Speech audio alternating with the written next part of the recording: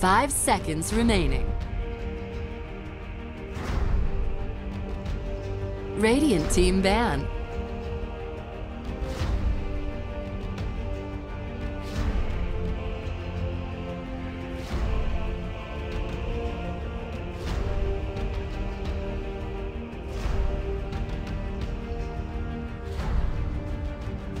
Ten seconds remaining. 5 seconds remaining. Dire team ban.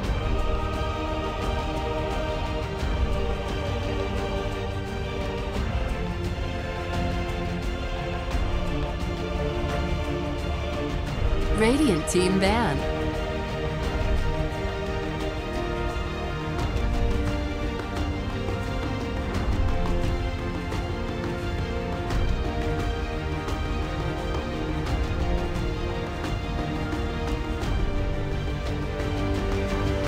Ten seconds remaining. 5 seconds remaining. Dire team ban. Black screen. Please. There it is, guys. What's up? Welcome back to the C qualifiers for the SLI Invitational, the finals. We just got ourselves a nice clean best of 3 here. TNC probably appreciate that fact because they're going up against Mineski. They just lost in a best of 5 in a different tournament to Fnatic. So, you know, hopefully this break, they got like an extra 30 minutes, something like that, is enough for them to kind of reset mentally and get back into it. Should be a rough matchup for them. Mineski looking incredibly strong in the previous games that we've seen them, but hey, you know what? TNC, Mineski.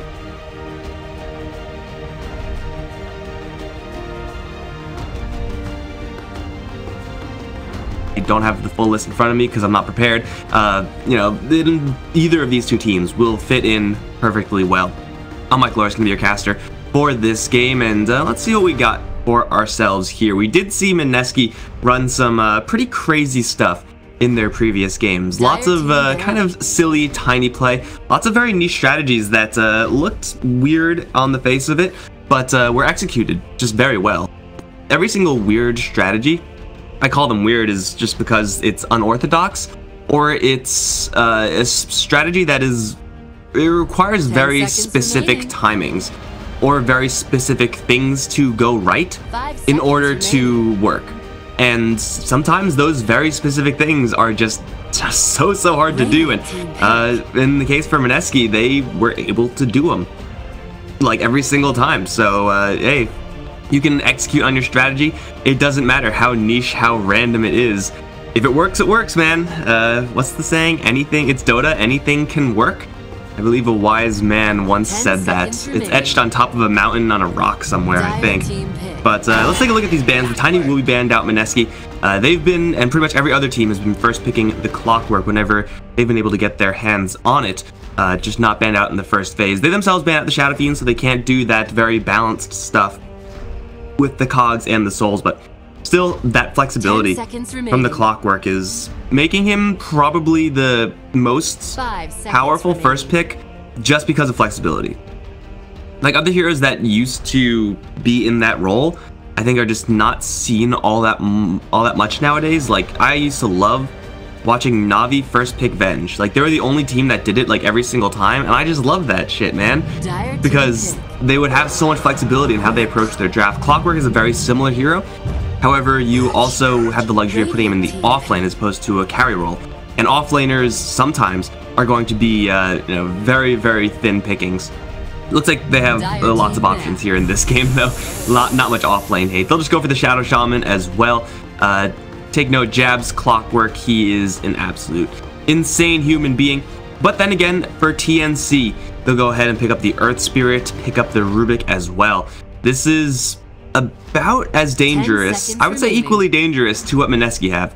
Like the initiation range of Earth Spirit is definitely a lot more than the Clockwork, so you're able to start fights with a little bit more ease. The Rubik is a little bit less clunky than the Shadow Shaman, doesn't offer quite as much control, but he is going to be just a little bit faster and be able to close the distance, especially if you're going up against, you know, a hero with a blink, a Quap or a Puck or something like that. 10 seconds a roll into a silence, that is going to work if they don't see you coming and they're able to phase shift. But if you're able to just get a telekinesis out of the corner of the tree, something like that, yeah, that'll work every single time. Telekinesis is a very fast cast time. Again, I don't know if it's instant, but it's very, very close to instant. So now at this point, because both teams have very similar bans, similar picks rather, in the fact that they have their support crew lined up, it's time to ban out these kind of generically strong heroes. Puck will be banned out from TNC, getting rid of that threat. Such a difficult hero to kill. I'm sure Mineski are kind of okay that TNC aren't going to be picking up the Puck either. Shadow Shaman is pretty good at killing Puck. Clockwork early on is very, very difficult to pressure a Puck. It's very difficult to pressure just blinkers in general. So again, mentioning that Quap, there's really a ton of heroes that are difficult to deal with. Animlancer will be banned out. TNC, what did they run in their last set? I just caught the tail end of their last game versus Fnatic. I think they had Medusa and Batrider, although that might have been swapped. I barely caught it. I caught it on like the score screen, so I didn't really get a chance to look. But I'm like 90% sure that they had a Batrider, because that's, you know, what Sam H does like all the time, every time. And they won't have a Batrider this time. We'll be kicked out. So again, the offlane hero pool is still pretty deep at this stage. Matter of personal preference, I suppose. Wasn't going to say Omni Knight, but you know, you can have this luxury of picking up Omni Knight since you've banned out the Razor already. Omni Knight is, though, a very gankable hero from the Mineski side. They, in their previous match, ran a anti-mage up against the Omni Knight lane, and they just slaughtered the Omni Knight like time and time again. It was pretty gruesome to watch. Omni Knight being a melee hero means that Clockwork actually has some game versus the Omni. Should the Omni go towards the off lane, Clockwork can actually pressure him, which is something that isn't really super common as far as offlaners are concerned. Usually they're going to be like either really fast or have some sort of slight mobility spell, like a Sand King or something like that. It's really hard to get on top of Sand King with the Clockwork because of the Burrow Strike. Mineski will grab the Queen of Pain for themselves, just looking for those lanes. Should be going towards mid or Moon. Pure damage never really goes amiss up against the Omni Knight. It's, both sides playing their cards really close to the chest right now. And the Omni Knight is a little bit of a quirkier pick, but not really. He's like just gonna go towards the off lane. He'll be, you know, killed off once or twice, but not the end of the world. Now here we go. We have ourselves an OD now for TNC. Looks like this OD going up against the Quap. You know, the matchup definitely isn't bad. It is going to be TNC angling for a little more of a late game play here. Earth Spirit, Rubik, OD, they definitely can kill off a Queen of Pain, although it's not going to be the cleanest. Definitely does seem like TNC are going to be going more so for a kind of 4 protect 1 type of strategy, at least a little bit more so in that direction. Kind of let Mineski contest them in the late game. But the Queen of Pain, their late game already isn't that bad. Still looking for Ice's hero, still looking for Mushi's hero, I believe. Really have the Clockwork flexibility, but actually Clockwork as a 4 position looks pretty strong here, so I don't really see any reason for Mineski unless they really want another 4 position. I don't know why they would want that. You just give the Clockwork that spot. Give him the jabs and just let him do his thing. He's been doing his thing and then some. I've been super impressed with jabs in all the games I've seen from Mineski. Yeah, I just like cast them twice yesterday, so you know, there's that. It's a little bit more fresh in the mind than TNC, who Dire team ban. only game I cast from them in this tournament. It was like such a sad game because I'm like, oh my god, it's TNC versus Fnatic, wow. And then the games lasted like 30 minutes and 20 minutes, and TNC just steamrolled them. It was like the most one-sided slaughter I've ever seen in my life. 10 seconds like, I'm pretty sure we almost got the channel banned because, you know, that's not allowed on Twitch. Mineski, though, will step up the pressure. They know that this is coming, and, you know, you have 2 options when you know that a late-game strategy is coming. Try to out-late-game them, go for those Medusa-typey heroes, or try to out-aggro them. Get in before the timings. Luna is definitely a hero that can put some dent in the Omni Knight's armor. Getting all that damage for Shadow Shaman and Clockwork definitely makes for a dangerous lane setup.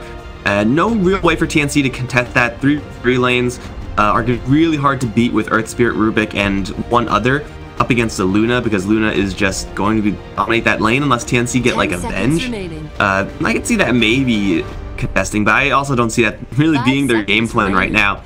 Would rather just sit back on a little bit more of a late gamer. We'll ban out the Broodmother, which would have done pretty darn well against TNC. Rubik in particular really doesn't want to deal with that, and OD has very little game versus the Broodmother. Maybe if the damage from the Imprison happened at the beginning instead of the end, he'd do fine, but that's unfortunately just not how it works. 10 seconds remaining. 5 seconds remaining. These two teams. And for Mineski, we get a little bit of extra team fight.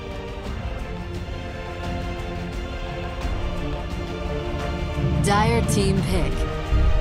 Chen.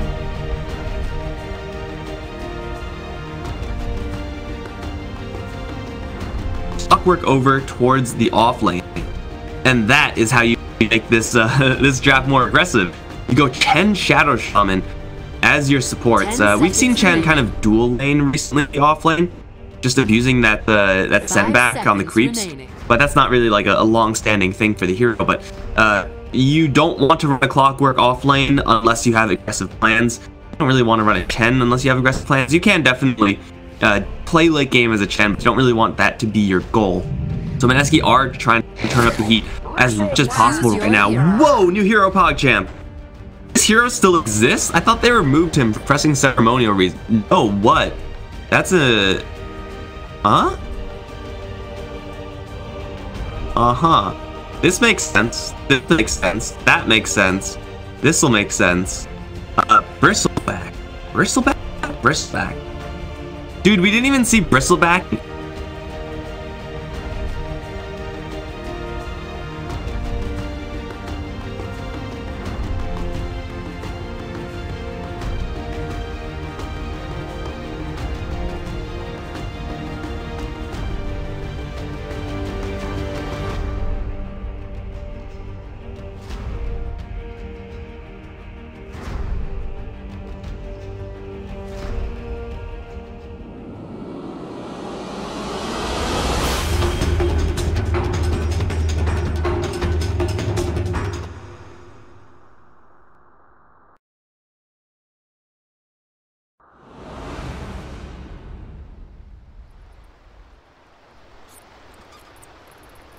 Hero, that really doesn't happen until he gets, first of all, a lot of levels. Like, you need levels in the namesake Bristleback. You're going to be tanky, and you also need like an item. You don't really need anything like super crazy, but you know, like a power treads or a hood. Hood actually in this game seems donkulous. So if you get contested in your lane early on at all, you may be in for a tough time, and up against this Clockwork who is... Oh, what? Dude, I got double jebaited. What the hell? Okay. Yeah, this Bristleback, the upside of him is that you could just build a hood and just be okay with this hero and just run around. There is a decent amount of control here for the Mineski side. Bristleback really does have a good matchup versus Chen. The real upside is that you get Essence Aura. Hell yeah, baby. Get that mana infinitely, get those heals, and Bristleback with heals is so much more powerful than Bristleback without. Every single heal you get, it's all protected by the Bristleback moons. You can take quite a few right clicks here as TNC are looking to bully their way in. I don't think they'll be able to do anything, and now the trap is sprung. Jab jumping in, separating 1437, unfortunately able to do anything with it. Mushi does have the aura level 1, so Mineski are hitting pretty darn hard here. Battle for the bounty rune is going to be Kuku to grab it, but at what cost? Because Stan H now caught in the cogs with Ninja Boogie right-clicking in. Well, Moon's going to spend his skill point on a blade. Looked like that wasn't quite necessary, but they do get the kill anyway.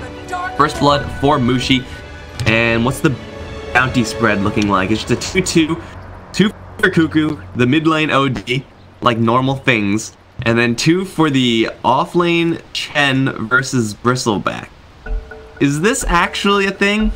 Hold on, guys, let me just very quickly... 2018.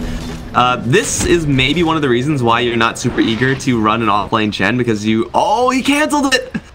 Dude, if anyone was going to run an offlane Chen, then it would be Ice Ice Ice, right? Like, he's just the person who's going to be doing that.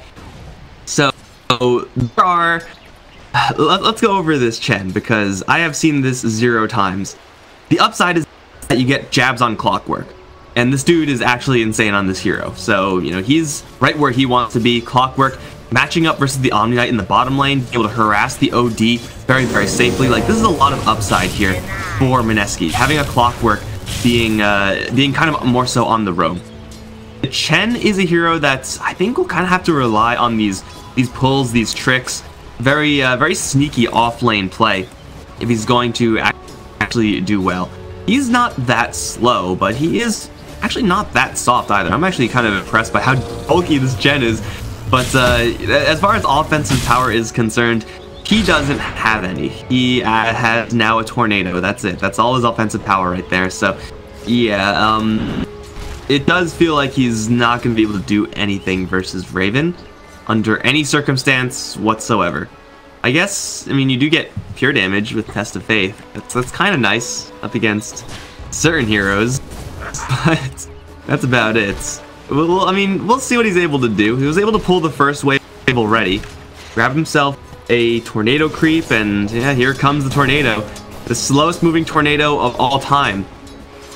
If it is just Chen versus Bristleback, that's actually a pretty even lane, I would say. Like, Bristleback is not going to be overwhelmingly fast so that he could immediately just start killing off Ice Ice Ice. We can see he is starting to use some shenanigans, sending some creeps back all the way to the fountain, just to make sure the creep wave keeps pushing towards his tower and he keeps getting experience. The problem with this is that I don't see the payoff. Like, Chen really, really is powerful because you do have that offensive power early on. You can kill heroes that don't expect it. There's no real way to kill Bristleback in this lane because he's always going to expect it. I guess you could still send your creeps elsewhere, like that will be unexpected. If you're Sam H right now, you're chilling on the bottom lane and then suddenly like 2 Chen creeps pop out of nowhere with the Luna, like you are going to shit yourself because Chen is not supposed to be doing that. Chen's in the off lane. That just doesn't make any sense. So maybe he can do something like that. I mean, for right now, with these shenanigans, CSing, like, perfectly, dude. So far, it's working, but again, it's not about, like, winning the lane as Chen, it's about what do you get if you do win the lane. And again, I'm not really sure what the answer to that is. It will come down to his itemization. Again, Mineski are looking to play this game very aggressively, so having a hero, any hero in the offlane that has any sort of push power, and is also having a clean time in lane, that's some pretty nice upside for the Mineski side. I mean, the Chen really isn't something that TNC are concerned with. Maybe they're underestimating him, maybe they are, maybe I am, it is very possible.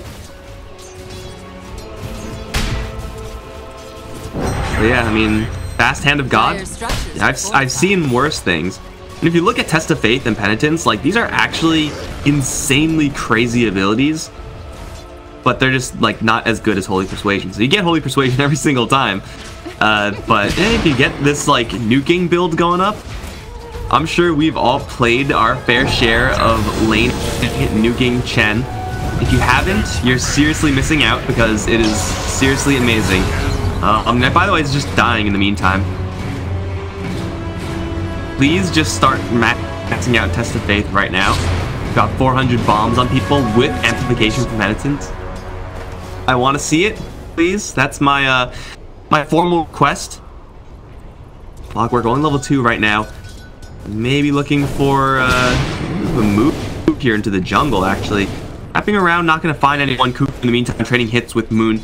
Mid lane being pretty well won here by Nana / Moon, whatever you want to call him. Again, the matchup isn't terrible for the OD, but killing off the Queen of Pain definitely requires a lot of effort. Dude, he went 3 points in Shadow Strike. That's why this lane is going so well for the Queen of Pain, because she's going all in on the harassment. You know, it used to be a thing for Queen of Pain, you would just max out Shadow Strike and Blink. Like, that would just be the build. That is what you do with Queen of Pain. And you can kind of see why. Like, the damage is adding up. You got another Twister coming in. It's so hard to get the finishing blow on these heroes with this type of build. But, ooh, actually, the ticks do kill off infused raindrops. Interesting. I mean, I knew the initial hit would, but the damage per tick is enough, I guess. But yeah, it will be difficult for the Queen of Pain to actually get finishing blows here. This is a pure laning build for the Moon Quap. So far, it's doing a pretty good job. So far, everyone on the Mineski side doing a pretty good job. Now, obviously, the Omni Knight can't really contest this lane. Sam H has had quite a bit of backup hanging around, but not able to really get into a spot where they can help him do anything aggressive versus this Luna. She's just way too quick. Even with degen and with the boots, Omni Knight will never really be able to get close enough to Mushi for an extended period of time. The Mushi's just too fast. It's like, how is that fair? Like, he only has boots and he has 380 movement speed. Like, that's just so stupid, man. She's riding a Panther, so I guess it makes sense, but goddamn, she is really quick. Maybe this is why everyone just keeps brown boots nowadays until they get travels, because you don't need to upgrade them unless you're a very specific hero. Raven, by the way, getting all the CS in the world because of what Chen could do about him. Stacking up a little bit as well. It looks like Vanguard right around the corner for this Bristleback. Oh, Chen gonna jack the stack though in a very traditional Chen move. Now level 7 has his goon army at maximum. Jabs is going to get rolled in on, kicked as well. Chen, Hand of God is there, but Raven has one more Quill Spread kill. No, maybe one more. Oh, the Senberg! Oh, it's not in time. How much delay is that? 3 seconds. That was actually pretty close. Clockwork, not exactly a high armored hero despite his appearances. Chen equals int hero counter to OD. Yeah, that's definitely how that works. Oh my god, he's going for a Midas. The Madman. Dude, Ice is... Do you know the phrase, like, mad genius?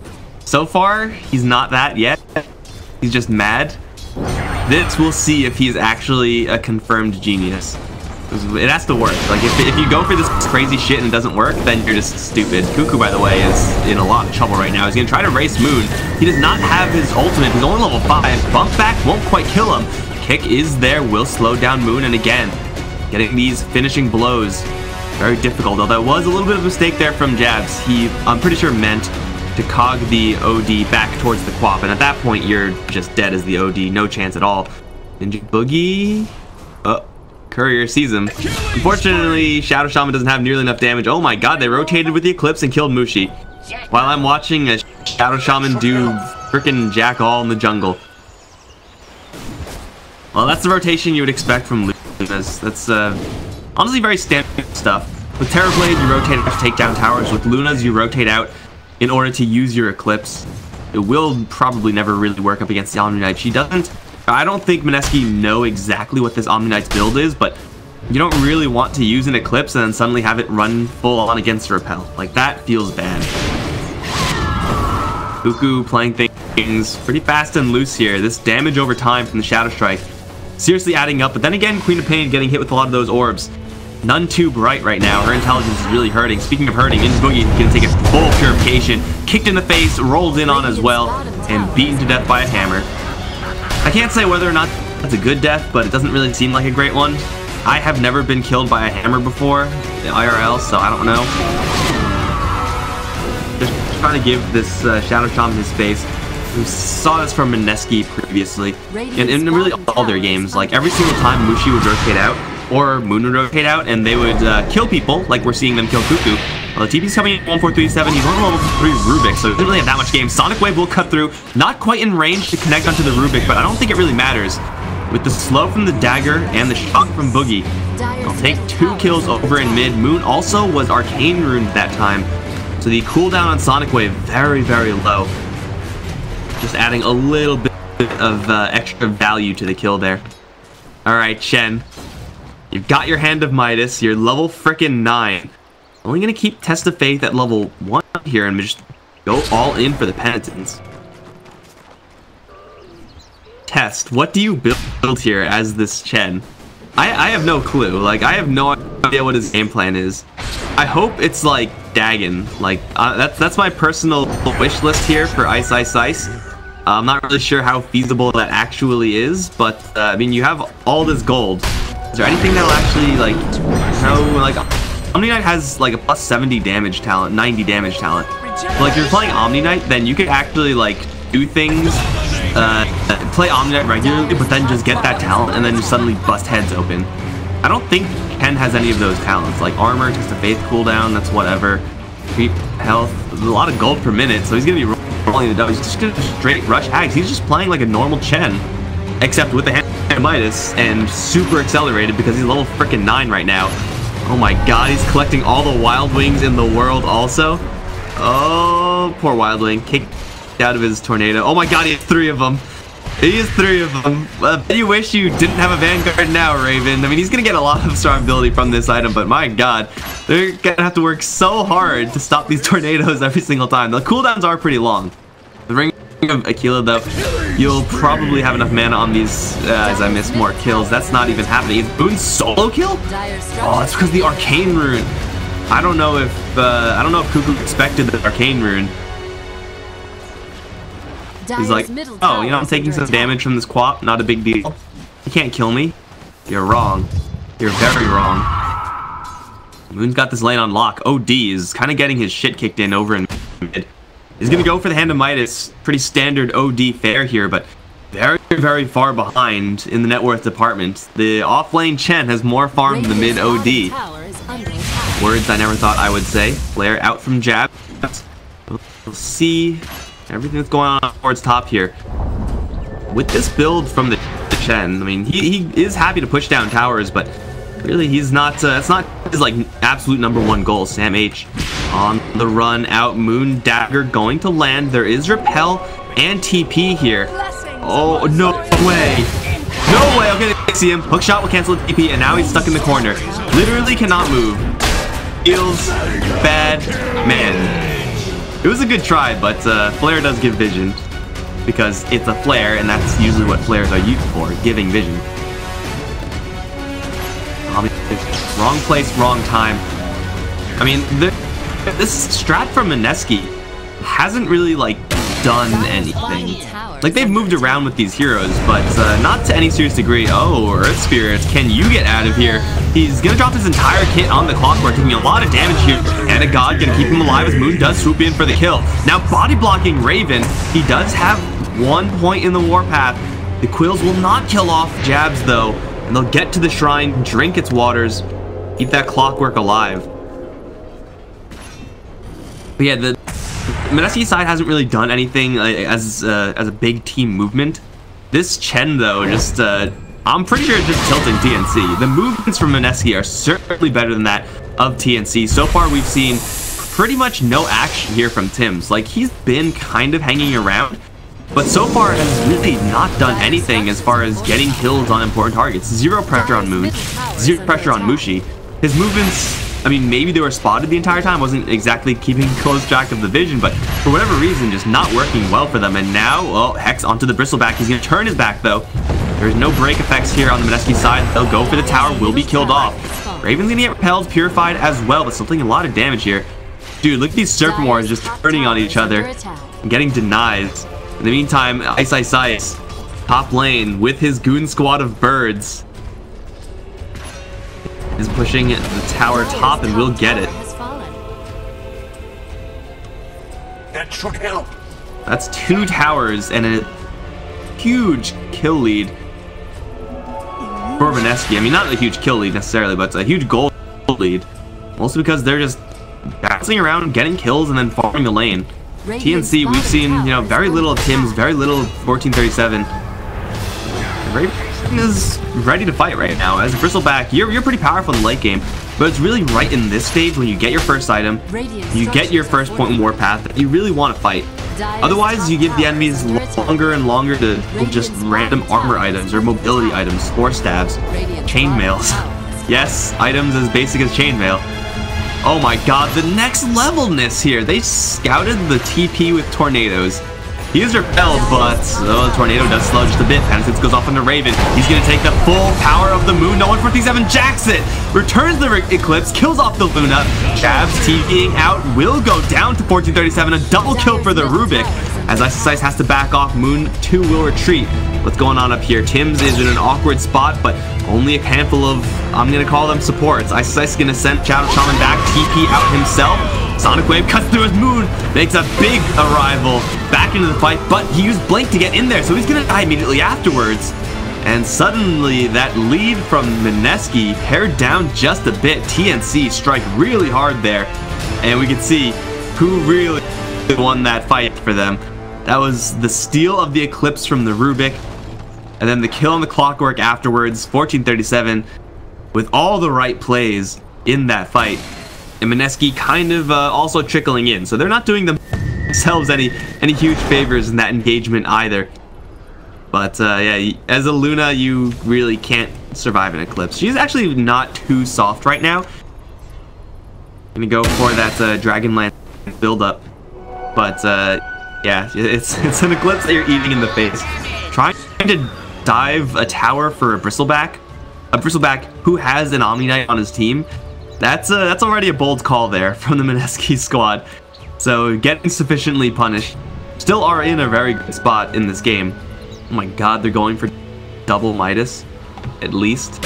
Is this button the... yeah, this is the item button. I actually didn't know that this item button existed. Like, I actually had no idea what it was bound to on my computer, so they only had 2 Midases, and that's about it.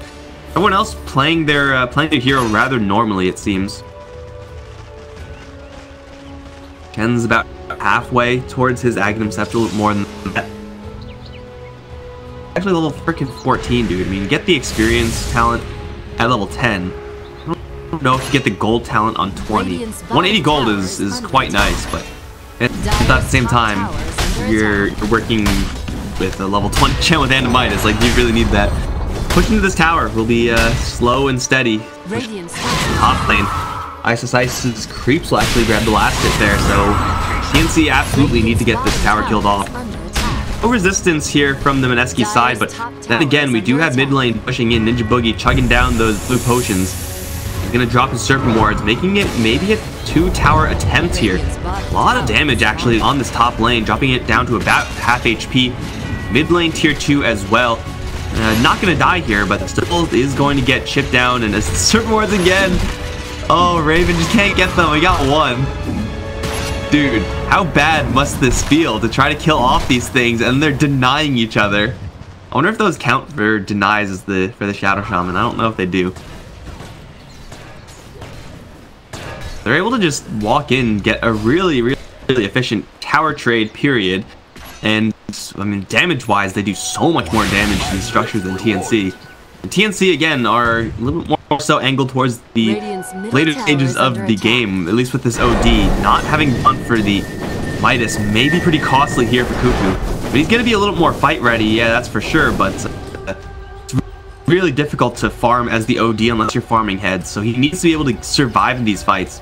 And up against this Mineski squad, that is not an incredibly easy thing to do. At least the Omni-Knight, like, he doesn't really have to worry too much about the Bristleback, so he can kind of focus his efforts on the stomp from nowhere from the Centaur. Catches 1437. Dude, Chen is actually just techies right now. Like, that's what's happening.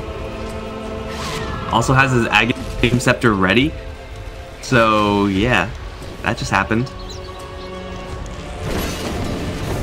But yeah, it is maybe going to be a little bit difficult for TNC.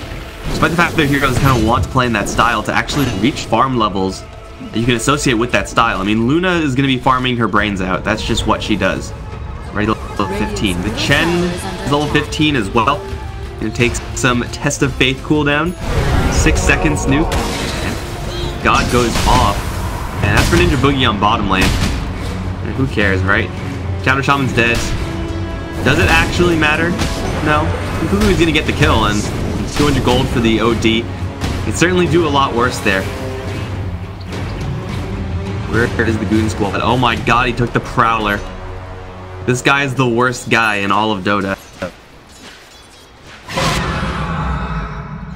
You get gold always? Alright, I'll trust you. I think you have some reputation. Oh, these Prowlers are actually dying to the other Prowlers. Wait, this is the other one. This is the... he's get the aura. Nope. Yeah, he's turning it back. The regen is quite nice, but I'm not sure if it's better than just raw hell. And now punishment. Messing around with creeps a little bit too much. Is silenced. Back up, kind of nearby, but nowhere close enough to actually do anything. TNC starting to get a couple creeps here and there. They'll find the Prowler Shaman. You don't want to mess with these guys though. They'll mess you up. Okay, maybe not that bad, but yeah, they're gonna back up. I had no idea it's called a Prowler Acolyte, by the way. Who reads these things? You don't read their names, you just kill them. Moon on the hunt, does have the Orchid, does have a decent wraparound on 1437, but he doesn't really know where he is until 1437 shows himself and Moon's like, oh wait, he's right there. I don't know if you can kill him though. He's gonna immediately TP out. He'll be just fine. Bottom lane being pushed by the Luna, mid lane being pushed by the rest of TNC. Crimson goes up. Push a 10. Let's see how well it's gonna go here. Cuckoo pushing forward, looking for the Imprison. Does have a decent amount of mobility thanks to the drums, but a little bit less movement speed thanks to the twisters over in mid. Jabs, thinking about hook shotting in, jump in from Moon, slowing down Raven with the dagger. Will do about nothing up against Bristleback. Back turned, also with that insight aura, also with healing up the wazoo. So Mineski looking for this team fight. Luna does have level 2 Eclipse. Very close to level 3. Wraparound though, smoke up. Mushi is in the front. Not where he wants to be, but he gets the Force Staff out.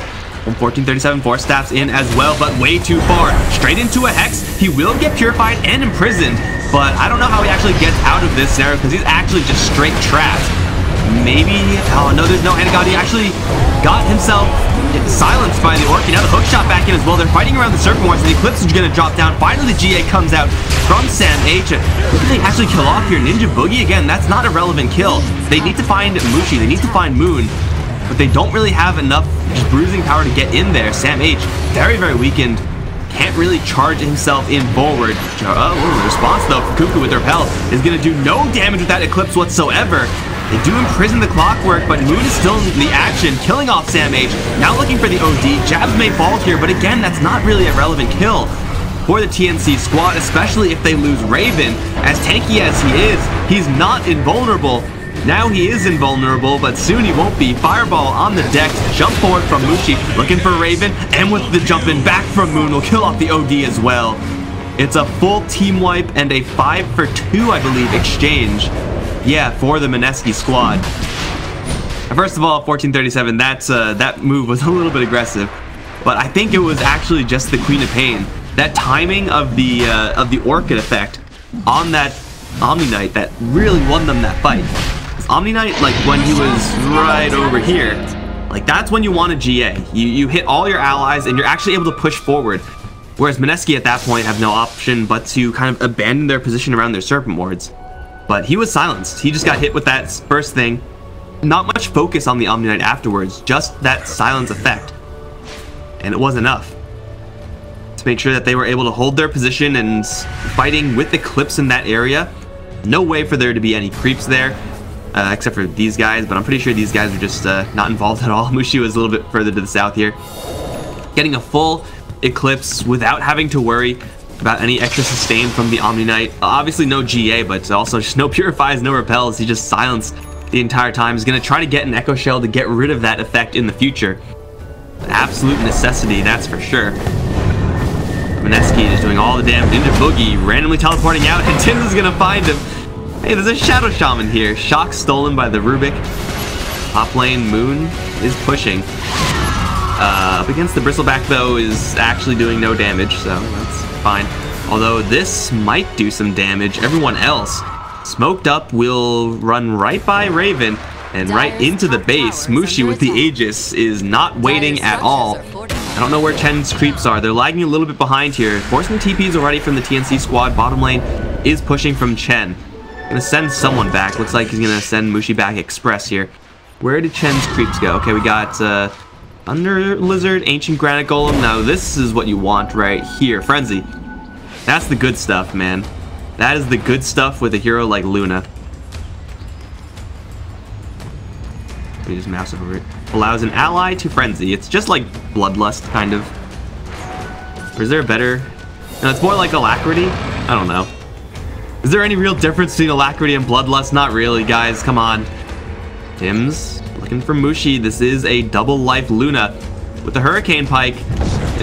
She is going to get hit with the Boulder Smash. Silence as well. Immediately Force Staffed out. There are no additional Force Stabs here as Moon is going to show himself. Flare going to give them absolute full vision here.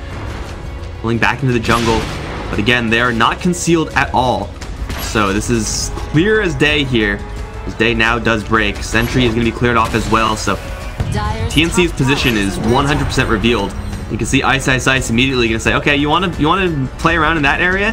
I'm just going to push your tower with my creeps and nothing else. These Ancients doing some serious damage here, and Raven may be able to kill a handful of them, but there's going to be more. That's a damn promise right there.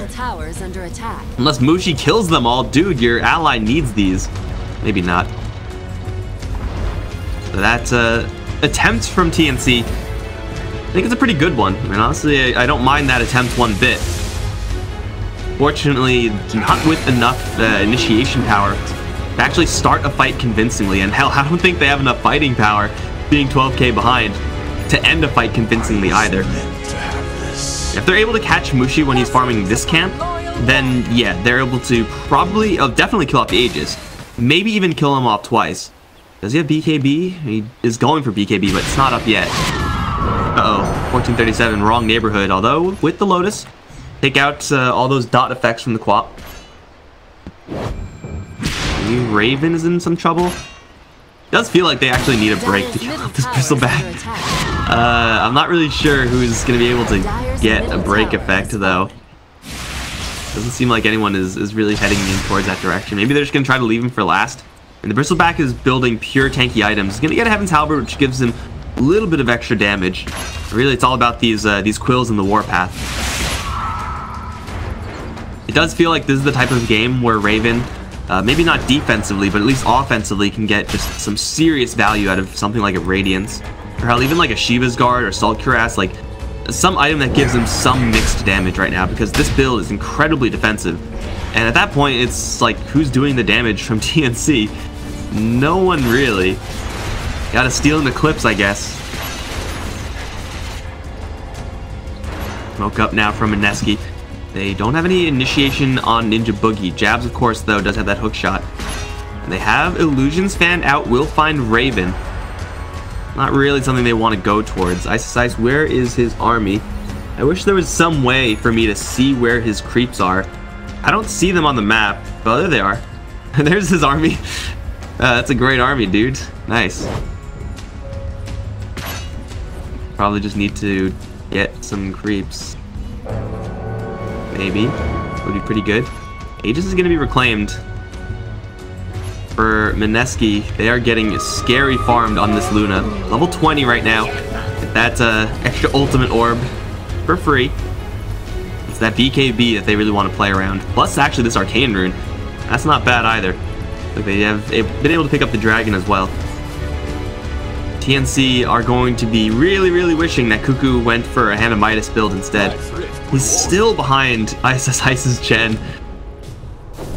He's starting to build up some pretty nice items here. Hurricane Pike will definitely do him wonders, but at the same time, that's all he has. He just has mobility. Really needs to just land like infinite arcane orbs, and I don't know if there's enough control for him to be able to do that. Definitely enough sustain.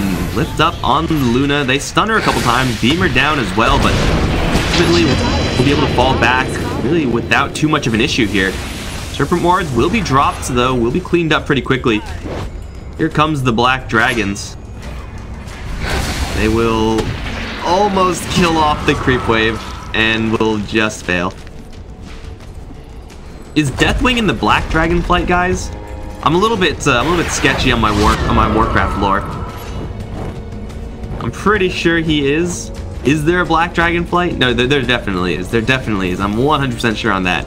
Why am I talking about this? I don't know. We got BKBs in the front lines here as TNC will be backing off up the high ground. Oh, it's over, Mushi. They have the high ground. No longer do they have the high ground. Now, kind of everyone has the high ground. Mushi gonna run into a huge army, though. Immediately get telekinesis, and then blown to hell. No, not quite. Hand of God can keep him alive. Pop the BKB. He is still silenced, though, because he used the Berserk from the Mask of Madness. And he actually gets sent back to the base. So he just got to get back here very quickly. Tim's gonna try to roll out, but gets hooked on him by jabs. Now the Eclipse comes in as Mushi makes a grand return. It's gonna do a lot of damage to TNC and just eviscerate all of them. Raven, of course, the tanky one, is going to be the last one to fall. How much damage will these quills actually do? Now caught in a cage, like a pig in a cage, and he's like not even moving, and now he's gonna try to make a break for it. Mushi, though, is in there, and look at this like mosh pit of things They completely surround him and kill him off. And for the Luna, that send back, it looked like. Able to get her back into the fight really, really quickly. Bristleback does have the buyback, but, I mean, again, he didn't really do any damage there. Man, you catch a Luna like that, you gotta be able to kill her off, but it's not gonna happen. She'll be disarmed, will not matter. Raven will start getting kind of pecked at by these glaives. But even with the Crimson Guard actually fully protects against some of these bounces, it looks like. So they walk in, take the racks, or at least half the set. We'll back out. Moon now. Is another arcane rune? Same one? Maybe the same one? Either way, is right around the corner from a sheep stick. What does Ice actually have going for him? Went for the Guardian Greaves. Went for some... he actually just went... Dude, didn't someone say gold every single time? Didn't someone say that? Dude, I'm calling you out in chat. You know who you are. We got Butterfly next on the Luna. And evasion is... I mean, evasion's only like good if it's worth dodging attacks. Right now, it's like, yeah, you're dodging attacks, but those attacks don't do any damage to you anyway. It's gonna be a gigantic agility monster. Scariest type of monster, of course.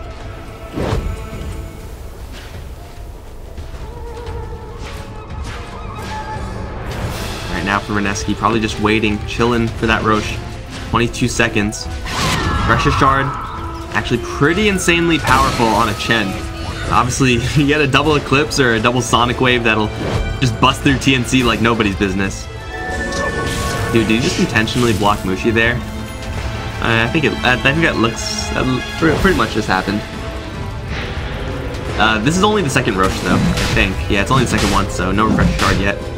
But still, Aegis, Cheese, TNC are struggling to kill off anyone relevant. Now they have to kill him twice. So, good luck, I guess. I mean, Luna will have extra durability thanks to that evasion. Sheep Stick, not really a hugely bulky item for the Quap, but still, it's just a level 23 hero with Magic Community. BKB still at 9 seconds. How is this tower still alive? These are the mysteries of the universe right here. Dire's top barracks are under attack. They're still just gonna go ahead and push it with their, 0 damage. Ice is gonna look to Brains creeps in as Moon and Mushi make their crash in, trying to go for the OD. GA does come up and protects Kuka for a little while longer. Sonic Wave being chucked in as well. Hook shot in now, giving chase. Will end up killing off 1-4-3-7. The Cogs will go up, not really doing them any favors, but they'll look for Sam H instead. He's imprisoned by his friendly. In the meantime, Shackles goes up onto Raven with the Eclipse coming down. The Fury of the Moon will once again slay another enemy. And the Omni Knight will barely TP out and get him back to safety, but the base for the Dire is in shambles. They've lost the Bristleback. And yeah, the cooldowns are used here for Mineski, but they're still all pretty much 100% at full HP. And what are you doing back here, OD? What? Okay, I'm not really sure why he was there, but it doesn't matter anyway, because Mineski are able to take this game. And now we have the question. Now we have the real question. Chen offlane, is it good?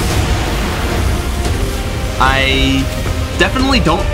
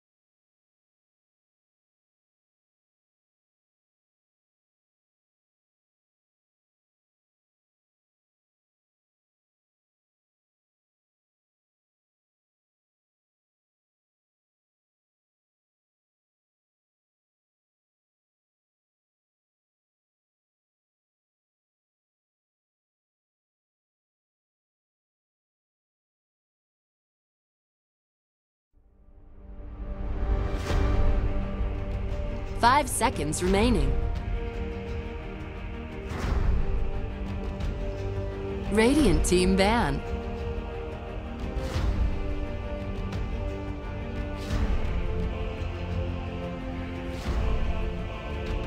Dire team ban.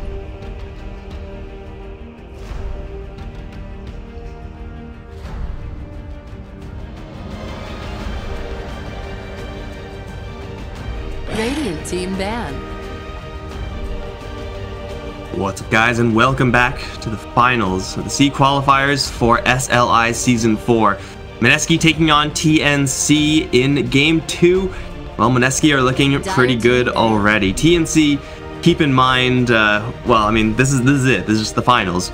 Already one game down in this best of 3. They just got done losing a best of 5. So, mental fatigue, regular fatigue, you know, all that stuff that's associated with playing for like 6 hours straight. Yeah, it's going to be hitting them pretty hard. And especially adding insult to injury, Mineski absolutely crushing TNC in that last engagement with superior movement, I would say, being the superior early game movement being the definite winning factor. Everyone give TNC your power, because right now, I don't want to see a 2-0. I want to see someone win 2-1. Winning finals 2-0s, man, that's just, or like 3-0s in a best of 5, that's just not what anyone wants to see. We want to see games. So here we go, TNC, I'm rooting for you. Beat Mineski here, and then if you're going to lose in Game 3. At that point, I actually don't give a shit. I'm Mike Loris, going to be your caster for this game. Quick look at the band's Clock and Shadow Shaman, both going to be taken out, along with that Tinker. Pretty interesting one for the Mineski side. We have seen very frequently now teams that if they can't first pick a Clockwork or a Shadow Shaman or something like that, they'll just first pick a Bounty Hunter. Like, they are completely okay doing that. And you know what? I think that teams are building around Bounty Hunter enough to make it so that the first pick Bounty Hunter is actually just going to work with a pretty high degree of success. Now, of course, it's not going to work all the time, but there you go. They have the Bounty Hunter. And for Mineski, they make sure they don't get the Bounty Hunter and Tinker combo. That vision, that synergy early on, being aggressive, is way too annoying to actually deal with. So definitely Mineski kind of anticipating that Bounty Hunter pick, giving it to TNC, in fact. They'll pick up a Shadow Fiend along with a Bane. Obviously no Clockwork available, they've banned it out themselves, but just a couple of stable heroes for the Mineski squad. This Shadow Fiend is going to be a pretty nice opportunity here for the Bounty Hunter. Ooh, it's a Bounty Hunter Gyro. Interesting. I don't think I've seen a Bounty Gyro opening. Like, usually you just want to... usually for Bounty Hunter drafts, you want to be going as fast as possible. Hours, rinse, repeat forever until you win. Gyrocopter is definitely a good hero with that. But, you know, just picking up a Gyrocopter rather early, we occasionally see Gyrocopter being banned out. It seems like it's very rarely, though. So, yeah, I feel like they probably could have gotten this a little bit later, maybe grab a secondary support with that Bounty Hunter. But, you know what? It's fine. As long as they get a half-decent support hero, then, yeah, they'll be able to lock down that safe lane and really put some pressure back towards Ice. But again, back to the Shadow Fiend is a pretty large opening here for TNC. Now, there aren't really... you know, heroes that will crush Shadow Fiend in lane very consistently. The way you crush him in lane is by 2v1ing him or 3v1ing or just outnumbering him and killing him off. Make sure that he has very few souls and just keep on feeding on him. And he is the type of hero that is soft enough, is frail enough to actually just rotate in and kill off with the Bounty Hunter. Compare that to some different heroes we see over in the mid lane. I think you have Viper, you have Razor, you have Quap. Like, if you gank them as a Bounty Hunter, are you actually going to be doing anything? No, not really. Like, you just poke them once and that's it. So you can actually do some damage as a Bounty Hunter versus a Shadow Fiend. So this is a pretty big opening for TNC vis-a-vis mid lane to make sure that, that Moon's game is going to be a lot slower, because last game the Quap had no pressure on her whatsoever and Moon kind of just took control of the game because of it. Mineski will grab the Tusk, maybe give that Shadow Fiend a little bit of extra protection. For sure, a great hero to have up against Gyrocopter. See the call down coming in, see the homing missile coming in, see anything coming in really, and just snowball and dodge it all. Also being able to close the distance onto a Gyrocopter, that is very useful. maybe not for someone like a Shadow Fiend necessarily, but for Mushi's hero, depending on what it is going to be, being able to close on to and entrap the Gyrocopter or the Bounty Hunter, it's all good. It's just also just a 4-position hero. Could have also gone for an Earth Spirit, and you know, Jabs is definitely a real Earth Spirit player, but this Tusk offering the Mineski side a little bit of defensive power, I think is probably going to be just a little bit better. Expecting this type of game plan for TNC, where TNC are just running at them constantly. You can play, like, make some defensive plays as the Earth Spirit, but he's not really like inherently defensive hero. He's a very offensive hero, setting up kills for his allies to kind of get the last hit with. TNC is still looking for a support pick right now, and I expect this Gyrocopter going to be going safe lane. Witch Doctor seems like he could be just a nice safe hero to support with from that safe kind of counter, but not really. I expect a hero like that, perhaps a Lion. Disruptor Gyrocopter also isn't terrible. Got a couple of concentric circles, oh death there for the TNC side. They don't really have to pick this. Looking for how they're going to operate on the off lane. Dire team pick. I have a slightly better time here. No, it's just gonna be the Disruptor first. I mean, yeah, it's a really solid hero to have with Gyrocopter. Being able to just kind of put barriers in front of the Gyrocopter, make those circles of death, and just kill off, massacre whoever's caught in the middle of them. 10 seconds remaining. Off lanes have been pared down a little bit here. Saw Ice play the off lane Tiny. Remaining. Obviously Tide, Nyx Assassin, I guess Clockwork, all gonna be taken down as well. The off lane selection looking perhaps a little bit thin. Brood Mother, I mean, it's always a threat, but it doesn't seem like either side is really gonna be screwed over by that. Seen a couple teams experiment with an Enigma, although that isn't really super common. Puck is still in the pool, and Puck is a really resistant offlane hero to Bounty Hunter, though is very susceptible to a Disruptor.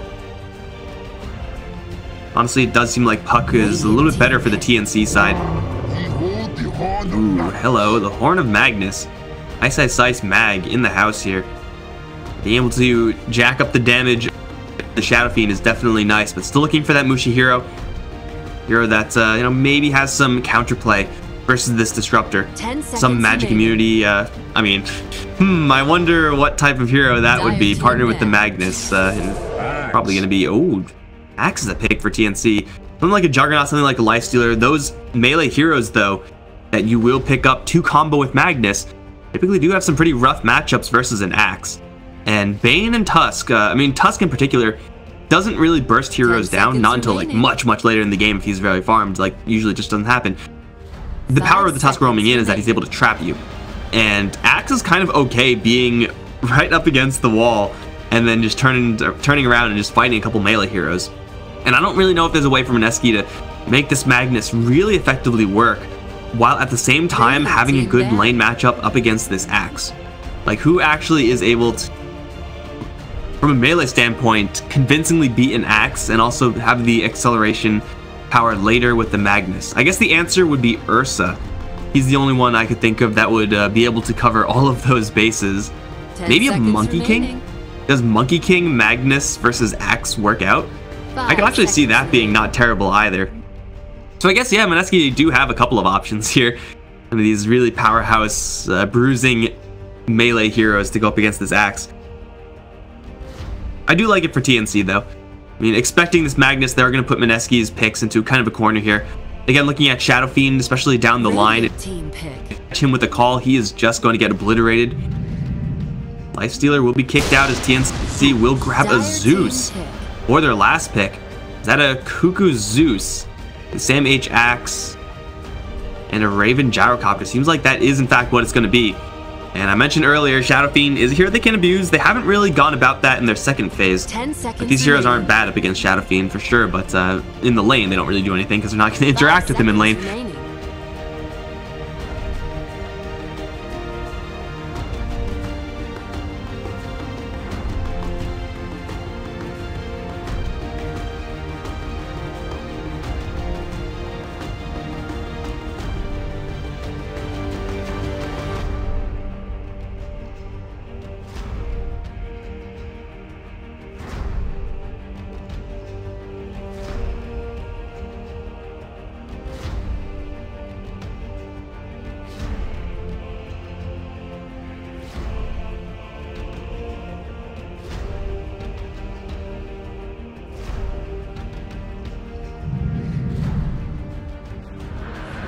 Choose your hero.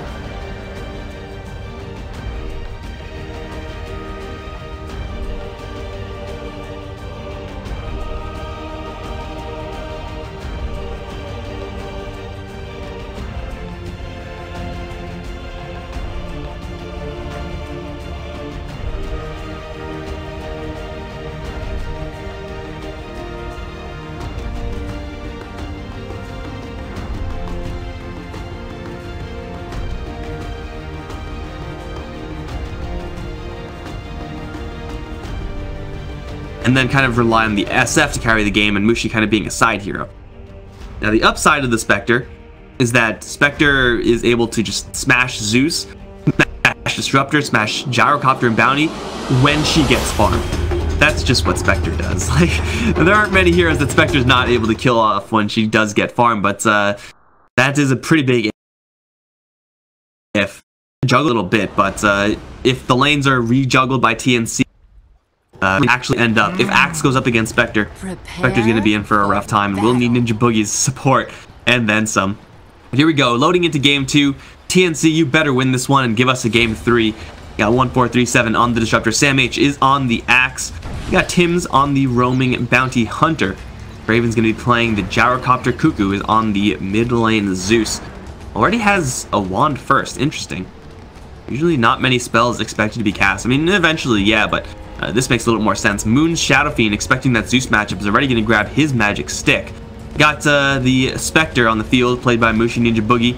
The spooky hero Bane. Oh, he's going to find Cuckoo. Where you going, Cuckoo? There's no escape that way. That way is full of shards. Who's going to get it? They want to give it to Moon, I think. Dude. Yeah, they gave him to Moon. And look at that. We got ourselves some souls. 30 seconds. Jabs the Tusk already with the wall off. Ice, Mag. Not forced to skill anything. Ninja Boogie, same thing. They still have that flexibility, but man, that is so bad. And this gold, this experience, wow, do you really only get 11 experience for... Dude, is this for real? Okay, I didn't know it was that bad, but okay, I see what's going on here. But the real bad thing isn't the first blood, it's the fact that Shadow Fiend got a kill. He's got souls now, man, and this is why you see Clockwork and SF. One of the reasons why you see Clockwork SF picked up so often nowadays is because you can do stuff like this. And the matchup versus Zeus, base damage wise, usually it slightly favors the Zeus, I guess.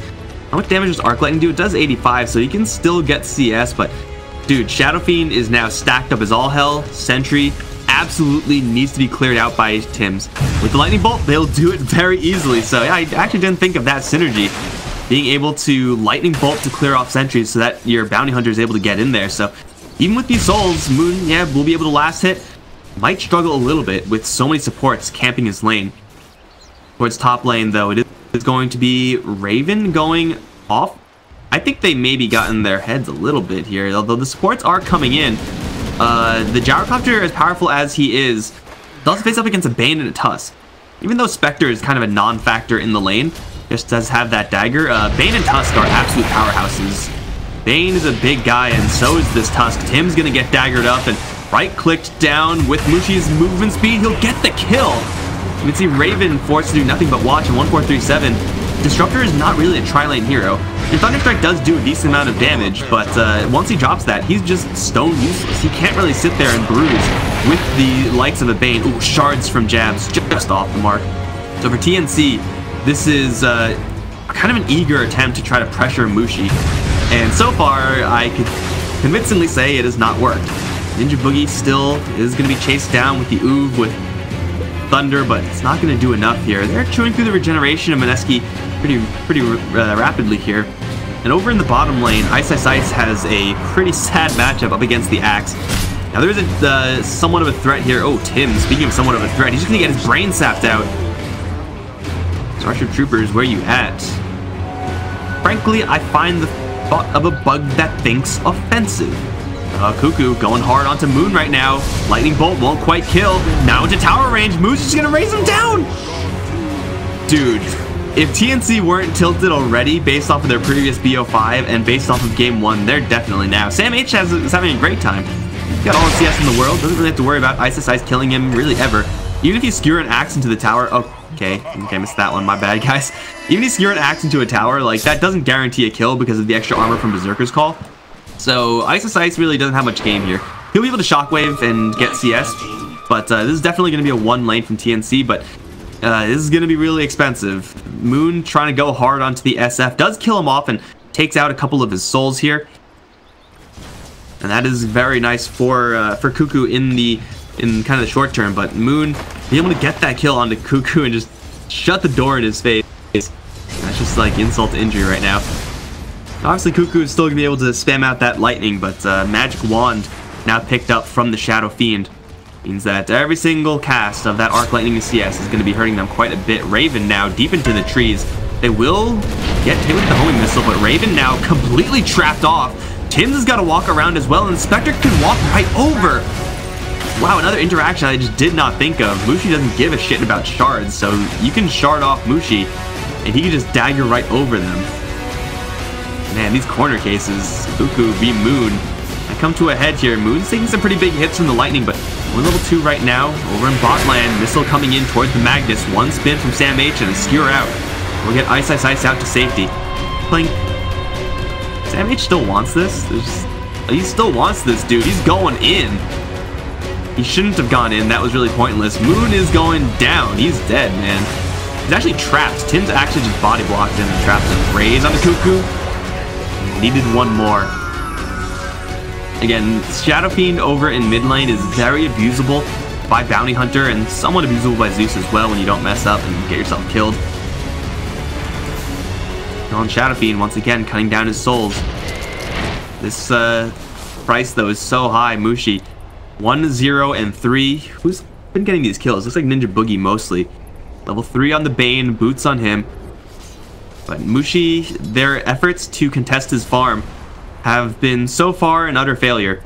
They've actually accelerated his farm. So Mushi is going to be playing, looks like a pretty normal Spectre game. Sam H thinking perhaps about going back up towards that top lane. Ninja Boogie is going to see him coming. Oh, he's stalking him. If Sam H tries to go for this camp, Hellbears do so much damage right now. Looks like he can't quite get it. He'll put him to sleep. Ninja Boogie is going to... Yeah, just make sure the camp isn't stacked up or anything like that. Just messing with the axe. Tim's not here to respond. But so far, SF, very clean lane. Mushi, very, very clean lane. The TNC, and they kind of need to keep killing off this SF. They don't really have many other options here. By Zeus.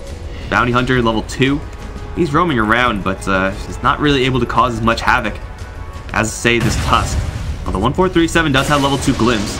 Bring him right back over here, where there's going to be nothing, because there's a snowball to counter. Tusk, ladies and gentlemen, has some of the jankiest interactions of all time. Sometimes you just need some snowball action, though. Sam H level 5 now arriving into this lane, going up against the Spectre. And this is about what I expected happened previously, except with more spins. There we go, there's some spins. And Mushi's already getting destroyed by it. But to sleep, though, they need a third hero here if they're actually going to kill off this axe. He doesn't have the call, but he does have 10 stick charges. And the raindrop, so that dagger did absolutely nothing. Jabs is coming in. Doesn't have the most damage versus Sam H, but he will be able to wall him off. 40 armor goes up from the axe. Doesn't last that long. He does not have his dunk either. Now surrounded, snowballed, and eventually killed off by Mushi. Now grabs his phase boots. So axe maybe going a little bit too ham. Speaking of going ham, Glimpse back on the Ice. He, I guess, tried to do some creep pulling shenanigans on bot here. Got punished and dropped. You can see they get something. Get Raven those isolated heroes, and with level 3 Rocket Barrage, he can buzz them down like nobody's business. Bountiful. But up against a whole mess of Mineski heroes with a lower level Rocket Barrage, let me tell you, Rocket Barrage seems like a pretty terrible spell when you're splitting it between 3 heroes. Even though it still technically does all its damage, it just doesn't seem that good. Moon backing up with Ninja Boogie, maybe looking for a smoke play. Salve is going to get most of the regeneration, but still with the double damage rune, Tim's going to crash in hard. Requiem attempted here from Moon. They're just going to turn around and raise him to death. Now the Haunt comes in onto Cuckoo with jabs rolling in as well. The Zeus has no mana, and he's going to go down in a corner by himself. Feels bad, man. killing off Moon. Again, that is a very high priority here for TNC, but every single time they do it, it costs them something. Like a death on the top lane, or in this case, 2 deaths over in mid. Mushi getting his hands a little bit dirty here. 1,300 gold for the Spectre. Shadow Fiend. Dude, raises. You don't want to underestimate the power of Shadow Raise nowadays. It will, and has already, destroyed TNC. Now, this is what something that they can do. Isolate Mushi and start dropping bombs on him. He is now trapped, but Moon is just charging in from 1337. Ninja Boogie and Jabs also here. Cuckoo trying to do what he can. Thunder God Draft failing to go off. I don't think that would have killed off the Spectre anyway. And now Tim's raised down again as the axe is put to sleep. That is to delay him for a little while. But with Gyrocopter coming in, they'll buzz down Ninja Boogie, dunk him. There goes his head, now looking for Jabs. And you will shard off the passageway. Tusk, ladies and gentlemen. A very fair and balanced hero. How much damage is... It's like 270, 225, yeah, okay. 225 with Spectre having 225 HP. Obviously doesn't get the kill. What build the Spectre wants to go for. So far, maxing out the Spectral Dagger. And now that's done. Honestly, this is one of the first Spectres I've seen. I think Immortal just played it yesterday. I was kind of watching that game on the side, but Mushi comes in with a dust, and oh my god, that shockwave did some damage. Dire's top tower is under attack. Spectre is honestly a hero that just does well with any item. Like, you can get an SNY on Spectre and actually just destroy everyone. It's kind of silly how good she does with all these different items. I wonder if this is just going to be a madness build-up, though. Ice once again. I want to say doing the exact same thing he did before. Looking for the RP, but there's... Well, he's actually going to land it onto 2. And then try to juke away. Skewer out. Ice is not going to get called. Mushi will get called instead. Still, 1437 has that glimpse. Mushi, though, in a lot of trouble. Up against 4 heroes. He's going to get bolted to hell. And he's going to go down. They do save the Magnus, but I'm not really sure if that's a great plan there to trade your Spectre for the Magnus's life. That's Bane's job, man. Tims walks into a shockwave. There is this one Dire Sentry here, and things are out for it. So Tims with the read. Gonna clear that one out later on. Jabs, though, well, looks like he was able to dodge that call down. Does he have anything else? No, not quite. Although there is a Shadow Fiend who's gonna miss his first raise, land his second raise, land his third raise. That's fine. Why land all 3 raises when you can just land 2 and get the kill anyway, right? He does have that spell amp talent right now, so got ourselves some... How much total spell amp does he have from intelligence and everything like that? 3.3, so 13.3%, I think. I think it just is additive. It's okay. I don't know... I actually... man, I asked myself this in a previous cast, and I didn't look it up afterwards. I wonder if this bonus damage per stack is also hit with spell amp. I think it is. So it's like if you hit someone with the second raise, it's 380 damage, and then that whole thing gets spell amped instead of 300 plus spell amp plus bonus per stack. I actually have no clue, and it's not like a gigantic amount, that 3%, but a 10% hitting for 88 plus instead of just 80 plus. You know, it does add up. Ice is still going ham on this bottom lane. Looks like he's got a Ring of Health. He's quick bought. Alright, so he's gonna go... I was thinking, like, is he gonna go for another Hand of Midas? What's going on over in mid lane? Cuckoo. He's gonna get hit with the snowball. 1 raise, 2 raise, and a brain sap. 1437 coming in fast, but not fast enough. Bane at this point has level 6. Tusk is level 6 as well with the Walrus Punch. Has himself those arcane boots, and he is able to really mess up 1437 now. So is the Bane. They're gonna wander around. Sam H grabbed himself a fast blink. It's the only hero that is going to have a really great game here for TNC, I would expect. Everyone else needs a little bit more time to kind of stabilize their situation. Radiant's middle tower But a Blink Dagger on Axe, that is the type of item that can just straight win you games if you find your opening, such as a whole bunch of heroes clustered up in the middle of nowhere. Unfortunately, fortunately, they do have the Static Storm. 1437 does have level 6. They will see Ice. Sam H gonna hunger him. Can blink call, but there's not really much of a point right now. They need a little bit of backup. They're going to drag him back towards the Disruptor, but not back far enough. And now the backup's coming in. Ninja Boogie's going to grab the Disruptor with the spooky hands, kill him off. Jab's going to claim it because he's a kill-stealing type of player, I guess. Sam H on the run. Mushi is not going to haunt towards him. He's going to haunt instead towards Raven and Cuckoo, as it will be Moon charging in with the drums pop. Raven will pop some drum charges of his own. Cuckoo, shards, not going to connect. Here comes the act call onto 2. Call down is there. Nightmare going to be juggled everywhere right now. The snowball will block the rest of that follow-up. They're going to go straight in towards the Ancients. Moon in the corner is going to Requiem. No, that was actually just his Death Requiem. He didn't get it off. Now Ninja Boogie in a lot of trouble along with Jabs. Shuriken will get the kill.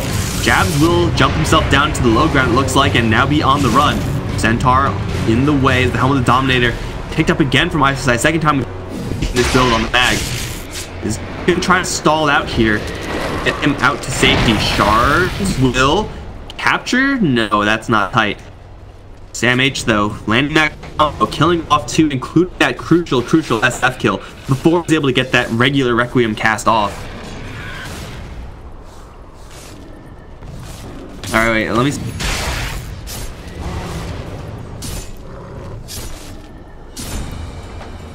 to the plus 80.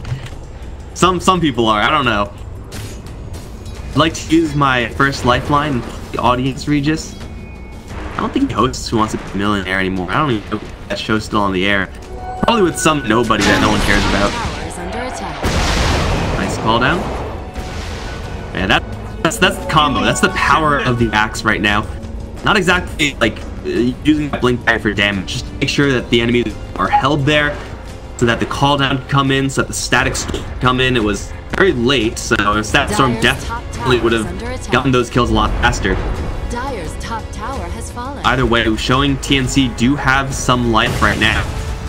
Madness is up on the Spectre, and 1437 hit the shards, walling off, does have a static storm, and Tuscan flips out to safety, it looks like.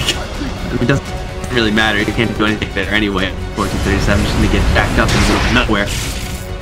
Static storm being pulled out.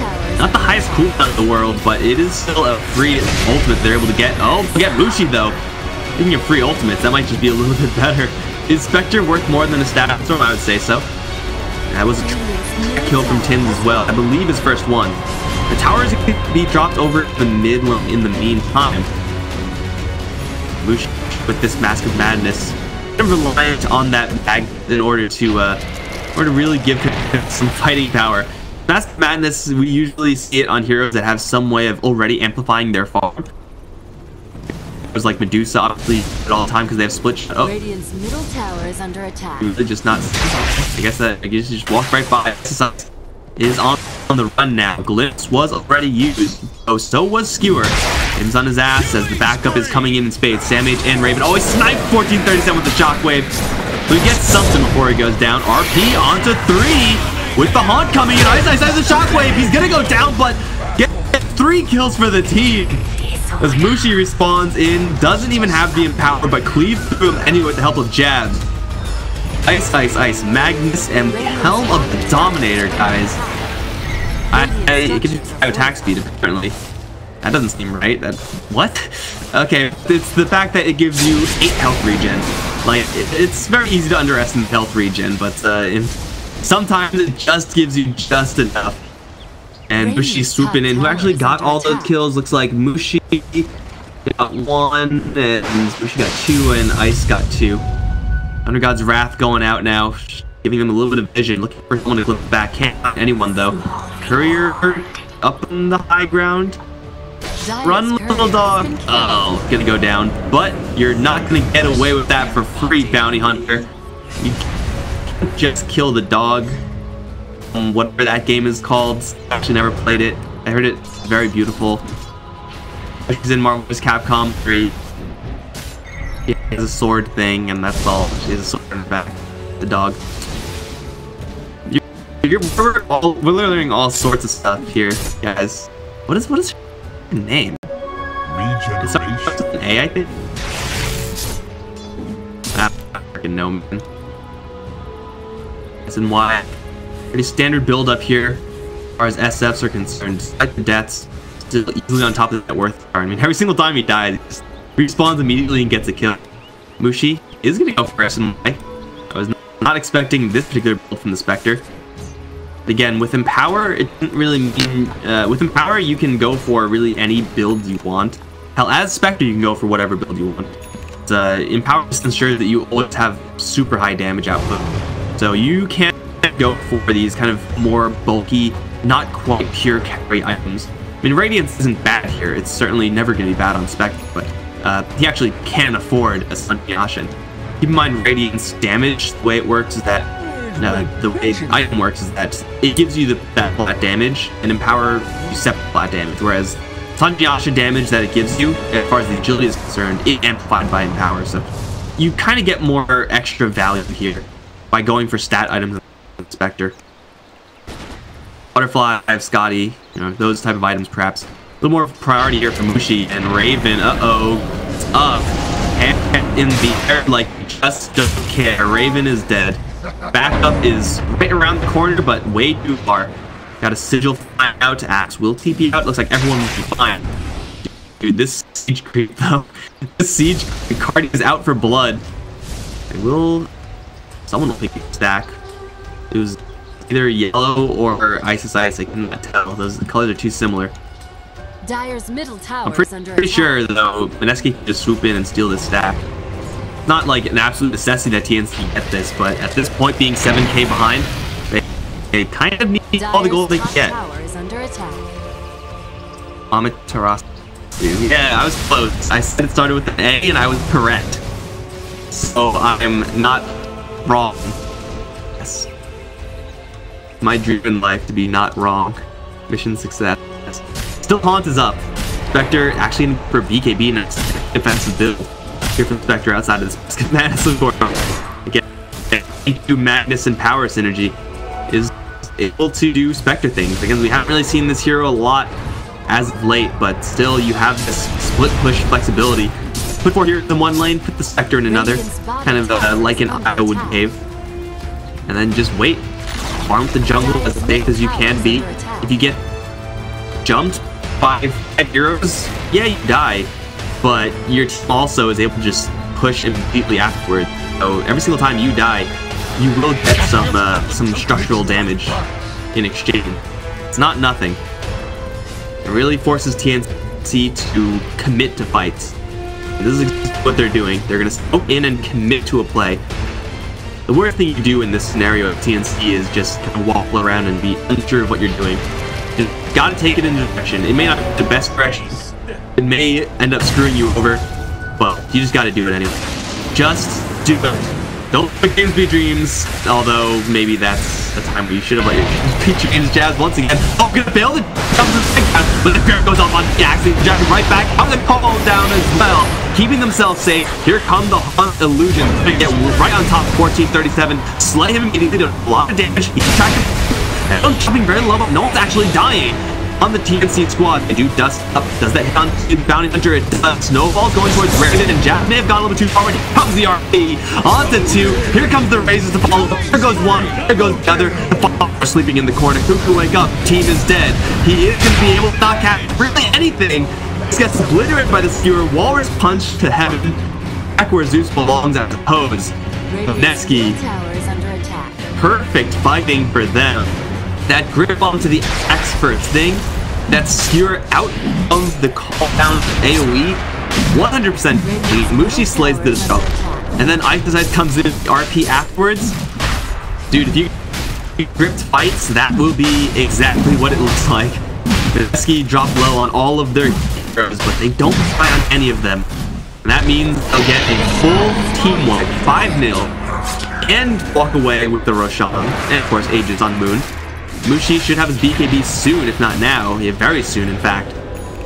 And hey, look at that. They have Shrine to juice back to full HP. What does Mushi have?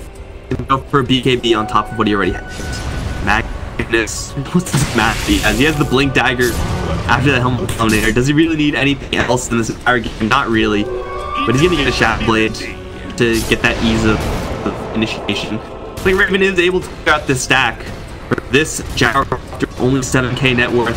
This is an absolute necessity. You can see he's gonna go for SNY of his own. Oh, grip though onto the down, punch into oblivion. Evil Scepter will dodge snowball, but there are 3 raises with Cuckoo's name on it. Maybe 2 after the static storm does come up. Cuckoo does wrap and call. Isolated Bane will kill on a Bane. Who cares? Bane is completely okay with that. Boogie is completely okay with that. He's worth so little.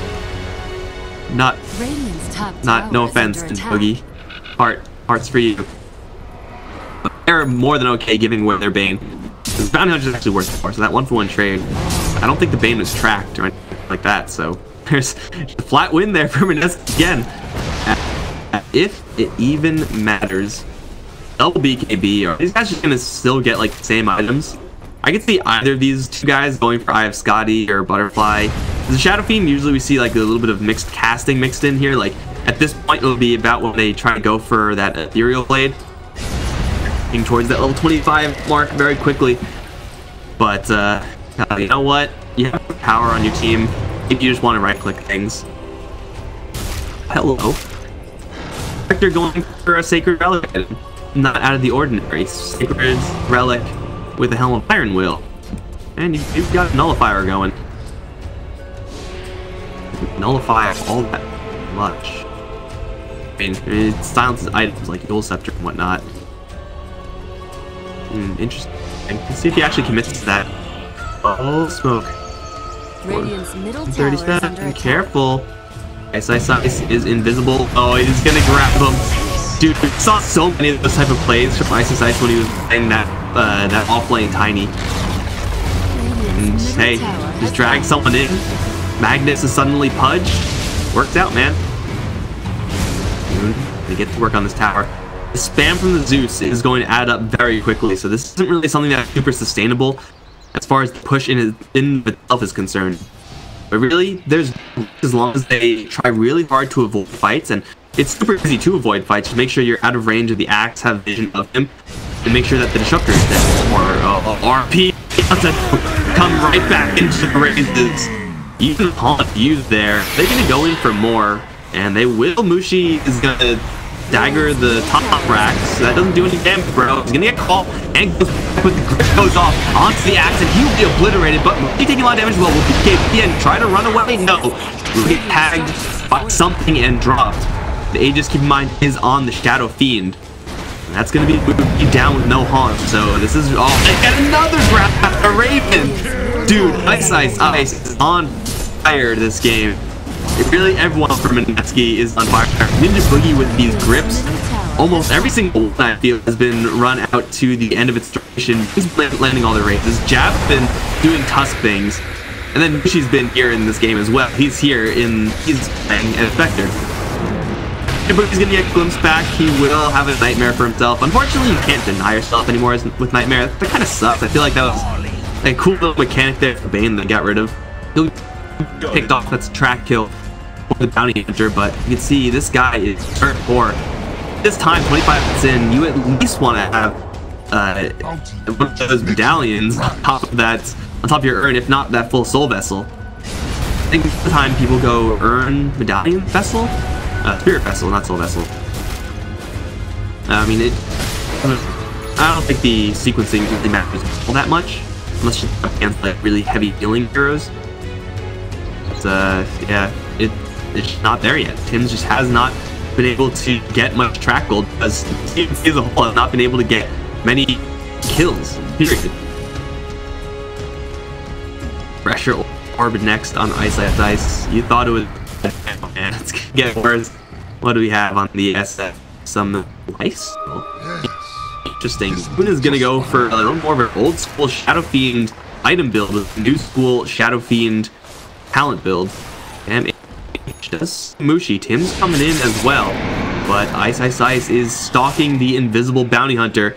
We got traps upon traps here. Mushi's gonna get called in on, but there's a surprise. Oh, RP canceled by the Thunder God's Wrath. Maybe they can make something happen. No, not with Ninja Boogie here again. This dude has been absolutely everywhere. Tim's now on the way out. Mushi is without True Sight, so I don't really know what they're trying to do. They do see him again with the Sentry. Do they have one more? Tim's. Don't move. Don't Move! Okay, move! You should probably move! Too late, you're dead. Well, I mean, if you move, then you see the dagger path thing move around, then it's very obvious where you are. They take down a handful of heroes on bottom, do pull out the RP, but it's all worth it. Let's jump in for the Haunt. Stu Cuckoo, I would imagine. Static Storm does go trying to protect him. Where does the Spectre actually land? Nowhere. Haunt into no commitment with the reality. That's fine. I don't think there was a good option there anyway. Ice. We'll have a refresher orb soon. Moon gonna go. Oh, yeah, straight lifesteal. I guess it's not gonna be an ethereal play game. I mean, TNC does have an activable ability. I wonder if you still get the cooldown reduction and try to reduce the cooldown on Holy Rage. I mean, you still get it for the raises, I'm pretty sure. But damage per soul, it looks like if this is going to be the game where someone picks up damage per soul, it'll be when you do have Empower, when you do have a Satanic. No. 50% CDR is so ridiculously stupid. I don't think there's any scenario where you skip that.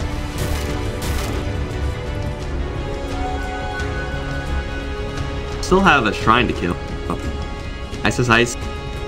Powered Siege Creep is going to start getting to work here. Dude, look at this damage on the people as Moon is dying. Why am I watching stupid catapults? God damn it. Okay, Ninja Boogie. I think he's maybe fine. There's a Blink Dagger on Sam H. Battle Hunger and a Yule Scepter, so he's gonna land right into the call. Ice does have the initiation potential here, but really no point in doing so. If they had a Haunt, I would say maybe they would go in for that one, but deciding not to. I mean, Mushi farming on the top side anyway, so using a handful of heroes. Yeah, I mean, it's not something that Mineski are going to be happy about, but it's not like those losses are going to get TNC immediately back in the game. They need several more of those if that's going to happen. Dire structures are fortified. Oh, damn, you guys are right. We almost had a 14 to 37 kill score. That would have been sweet. Gabs. This is a little bit of trouble here. Let's go out. Tim's now pushing forward to scout. Ice, though, chilling to the invis. Tim's is going to see the Magnus. Magnus does have a skewer, but Cuckoo's right on his ass. There's the dual scepter that would have canceled the skewer, so now he's going to skewer in, trying to get does get called in on, and should be dropping here. Where's the dunk? He's in the shrine. Sam H didn't have he just miss it. Okay, did not seem right. They still got 2 kills. Now looking for Ice, but not gonna happen just yet. Walrus punch and he's saved. Don't die to the birds, dude. If you do that, like, all the respect from all these plays, like, it's just gone. Alright, it's fine. Magnus is okay. And for Mineski, they swoop in, take 3 kills, and 100% nullify that last fight. A lot of that stuff, and hey, look at that. Roshan's back up. He's got the cheese, he's got the Aegis. We should have that nullifier. Trying to... you looking to mute here. I'm really sure if I like the nullifier here. I mean, I'm not gonna say she doesn't know what he's doing, but I don't really see the value. Someone's going to have to explain to my pathetic NA mind how this is a great item. It's expensive as hell. Oh, run here! Oh no! There's no Tiger on Ice. Can't get him. It's okay.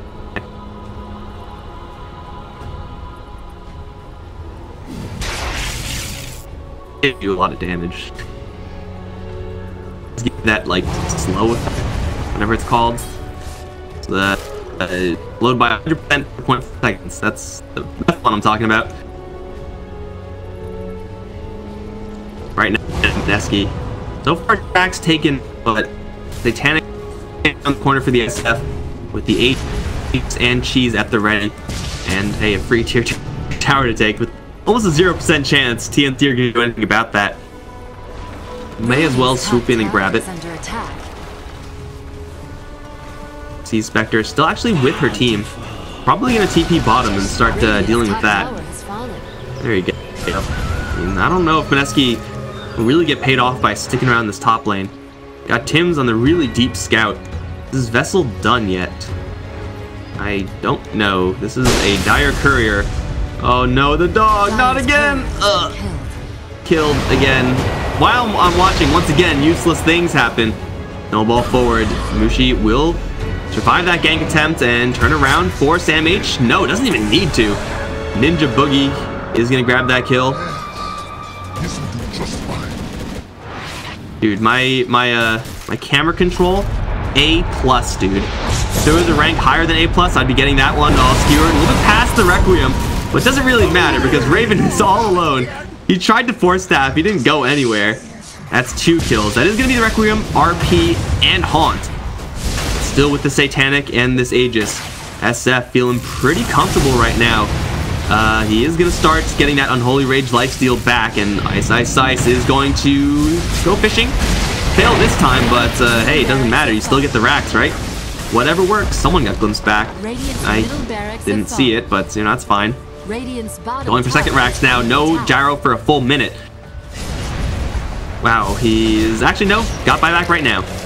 So he does have the ability to return to this fight, and will be willing to do so once this axe respawns. Cuckoo is doing his job, softening, poking, and prodding, dodging Magnus's. Oh, blink called. Oh, dodged by Ice.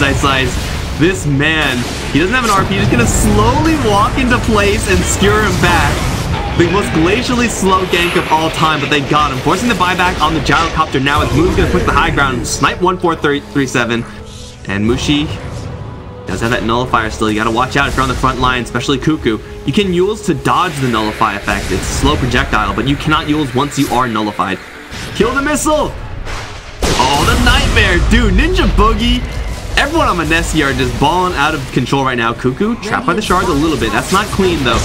Ice, blink, RP. Only catches onto the Zeus, but he's the problem hero right now. Call down is there, but immediately he's gripped up.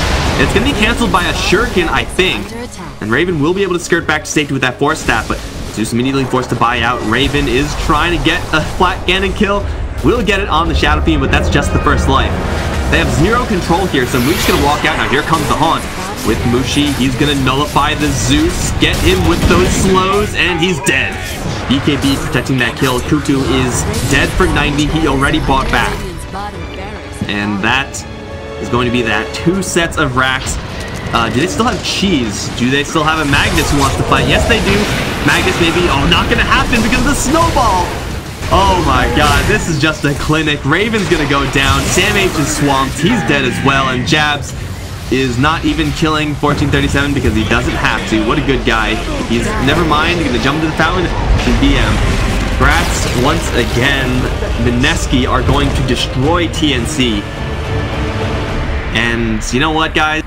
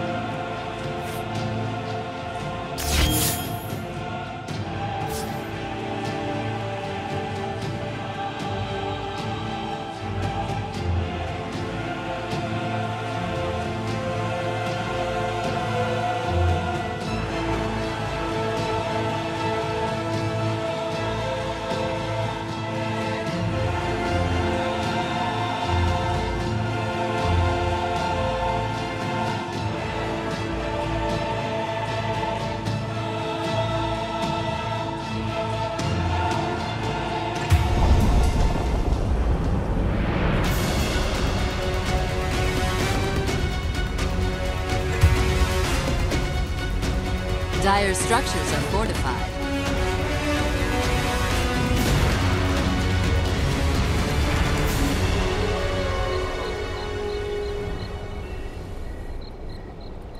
Dire's top barracks are under attack.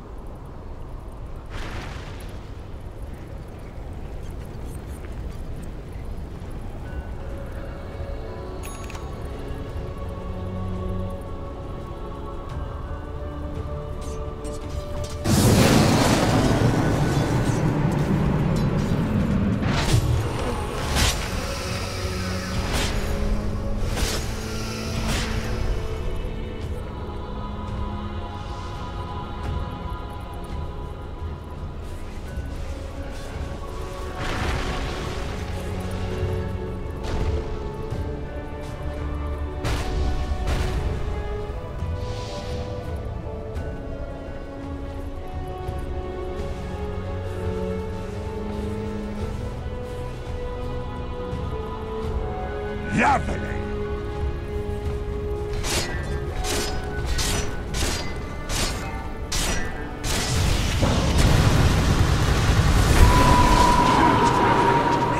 I end your life.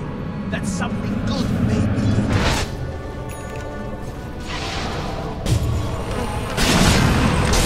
Plus killing spree!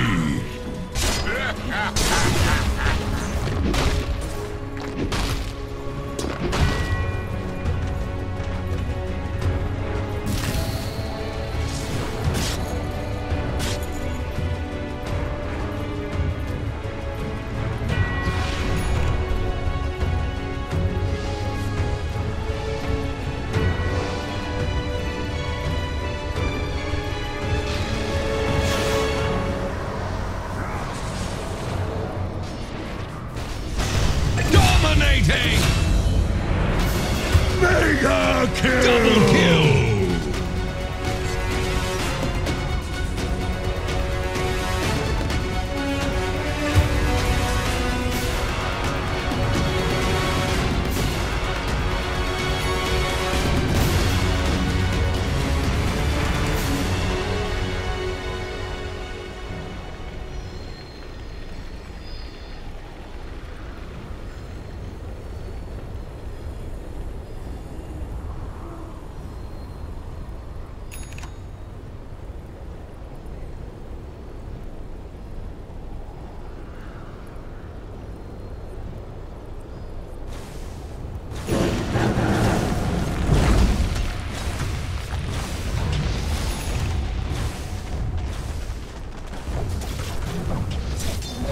Regeneration! Radiant's middle tower is under attack.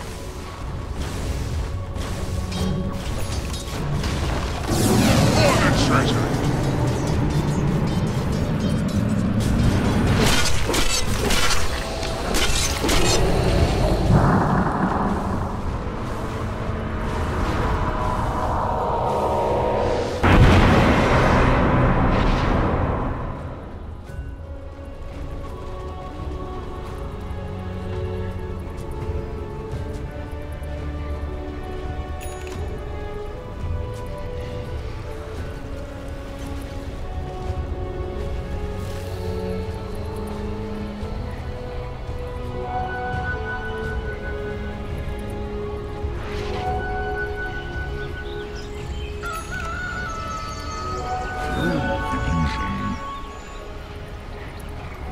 All mine.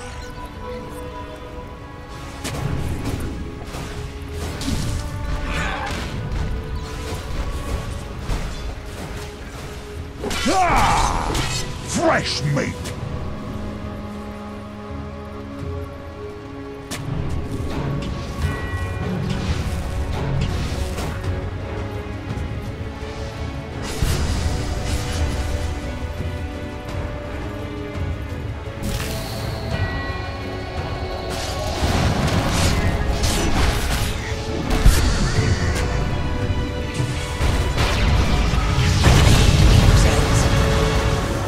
That was a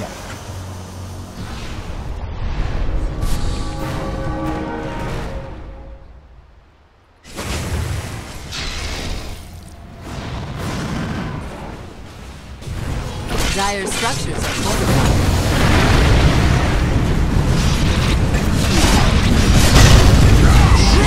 Double kill! Dire's top Killing barracks are under spree! attack. Triple kill! Dire's top barracks have fallen. Dire's middle tower is under attack. The Radiant now have Mega Creeps. Dire's middle tower has fallen. Dire's middle tower has fallen. Dire's Ancient is under attack. Dire's Ancient is under attack.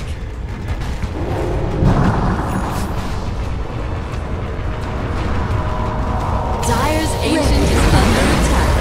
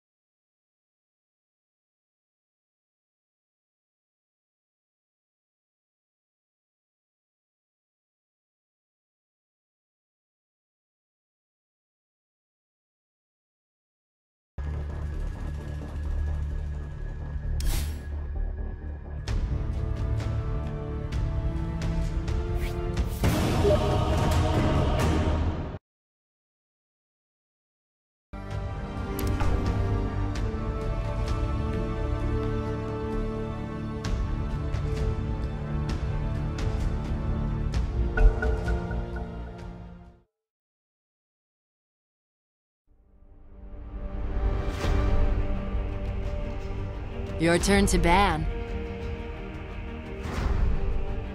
5 seconds remaining.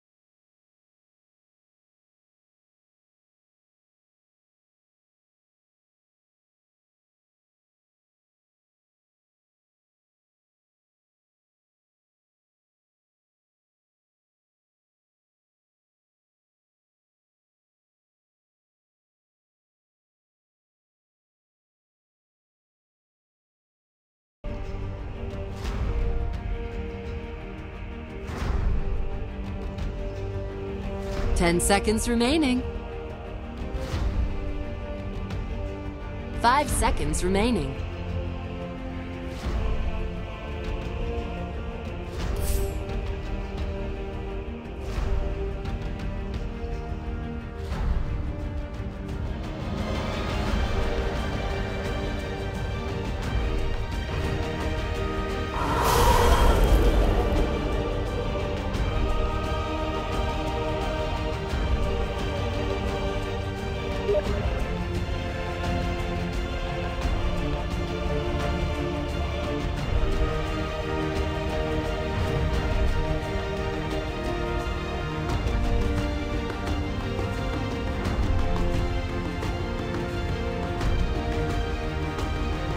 Your turn to pick.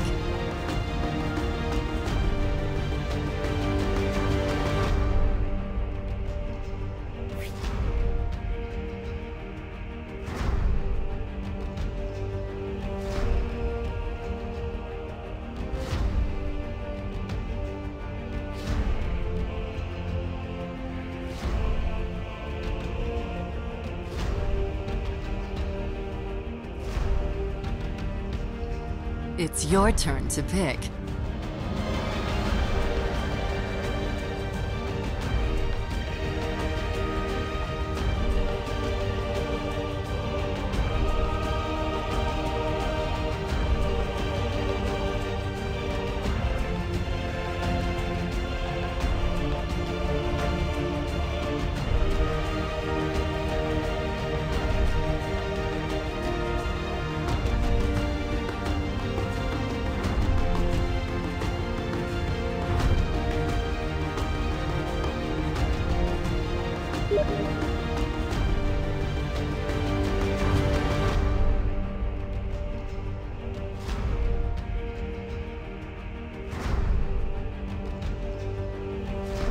Your turn to pick.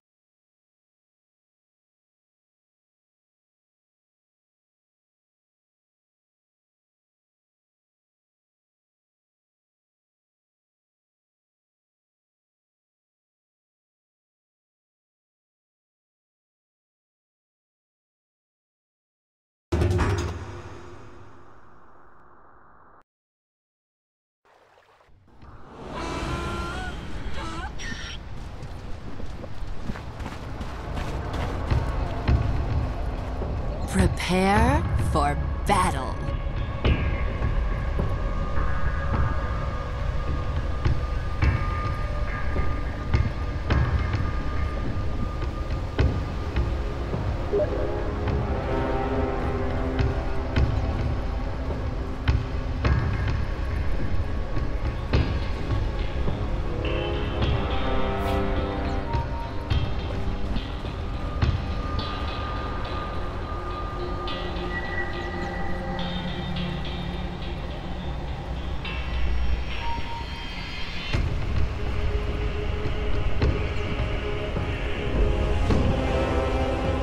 Yes.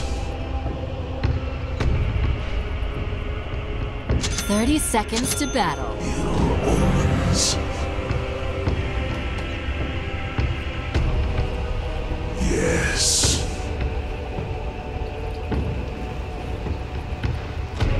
Yes.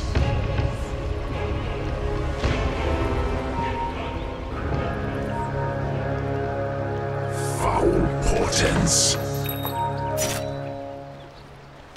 The battle begins. Blood sun rises. I have solid intelligence on what is to come.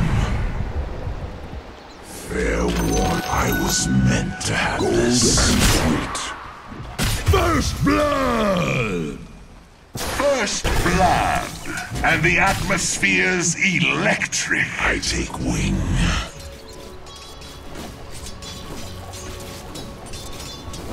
Or what?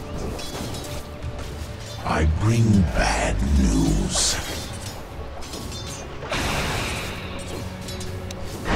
The Harbinger comes.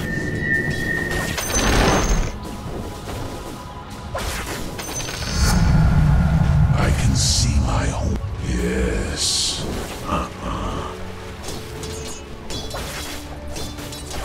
Yes. Path of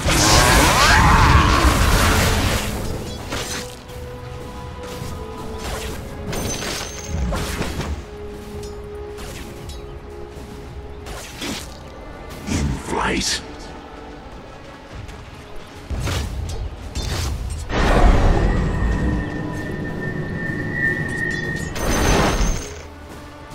On dark wings.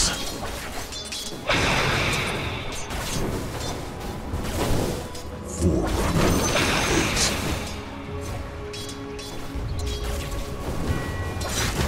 Last warning. Undrafted. Darkness advances.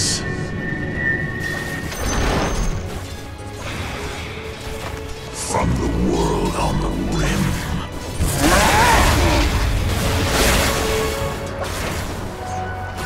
Darkness advances. Last warning.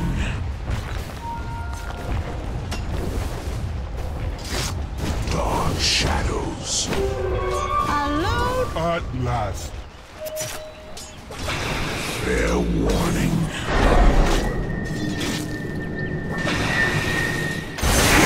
Foul vortex.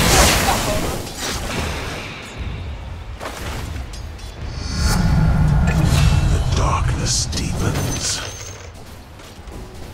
Attack.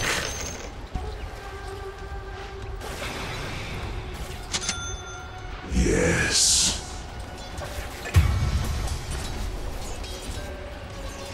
I bring bad news. Double kill! From the world on the rim.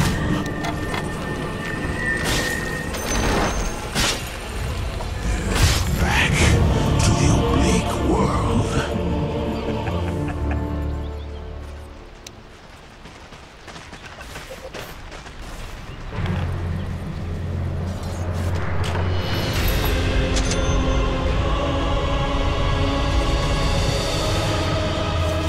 The Harbinger comes.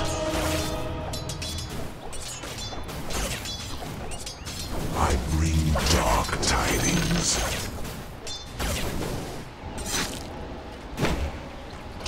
Darkness advances. The future is cruel.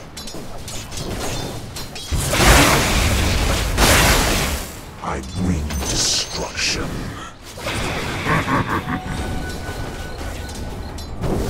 Yes.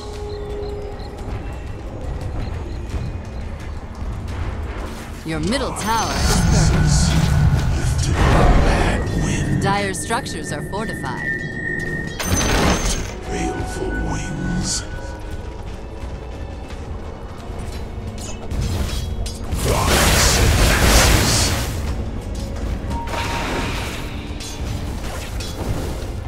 I herald your destruction. In flight. Path of destruction.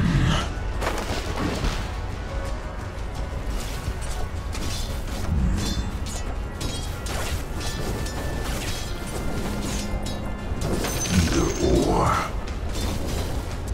The abyss calls.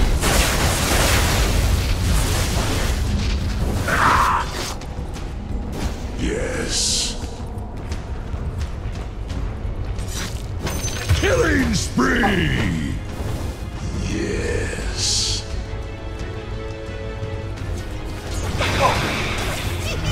Ill-fated flight.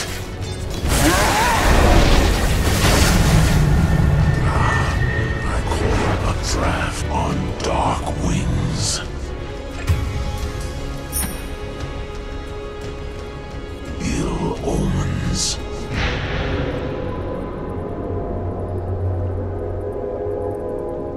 I take wing. Your top tower is under attack.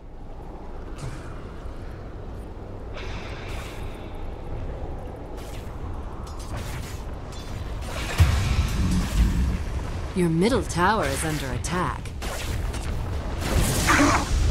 The blood sun rises. Your middle tower is under attack. Ill omens. Mine! Selfish. Middle is missing.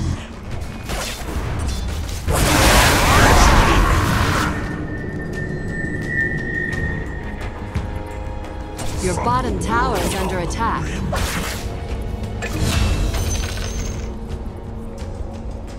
Darkness advances.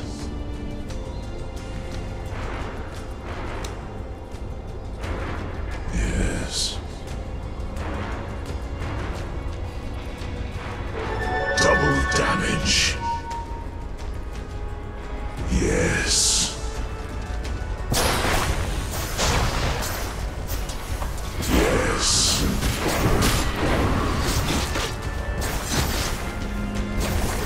Your middle tower is on fire. Or else. Killing spree! Double kill! Obsolete.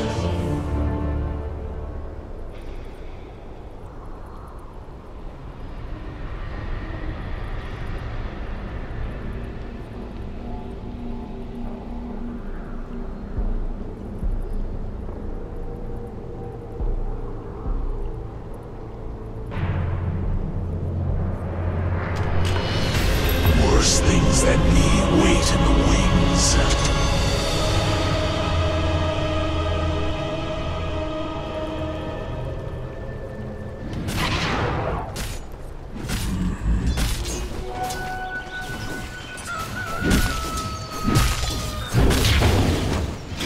Right.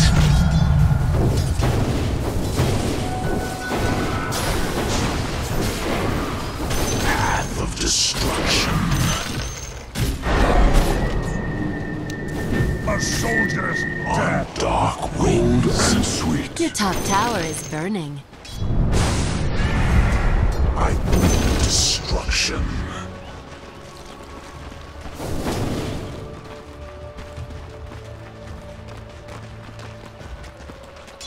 Your top tower is under attack. This could run away on you. Dominating! Your top tower is on fire.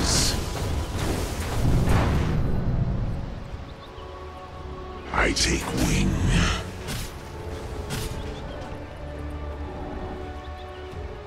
The beat of baleful wings.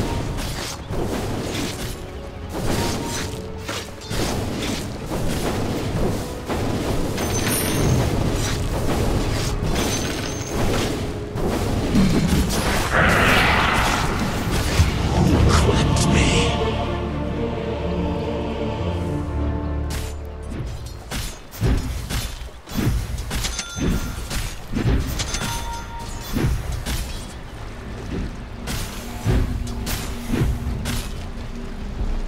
Your bottom tower is burning.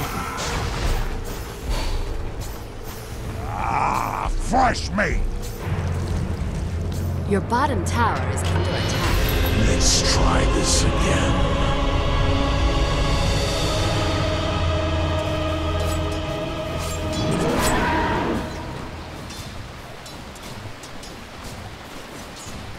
Look to your own!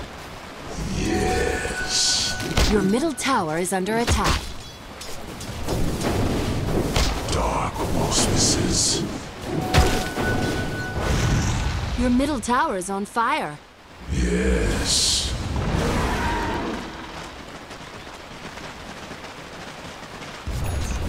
I bring bad news.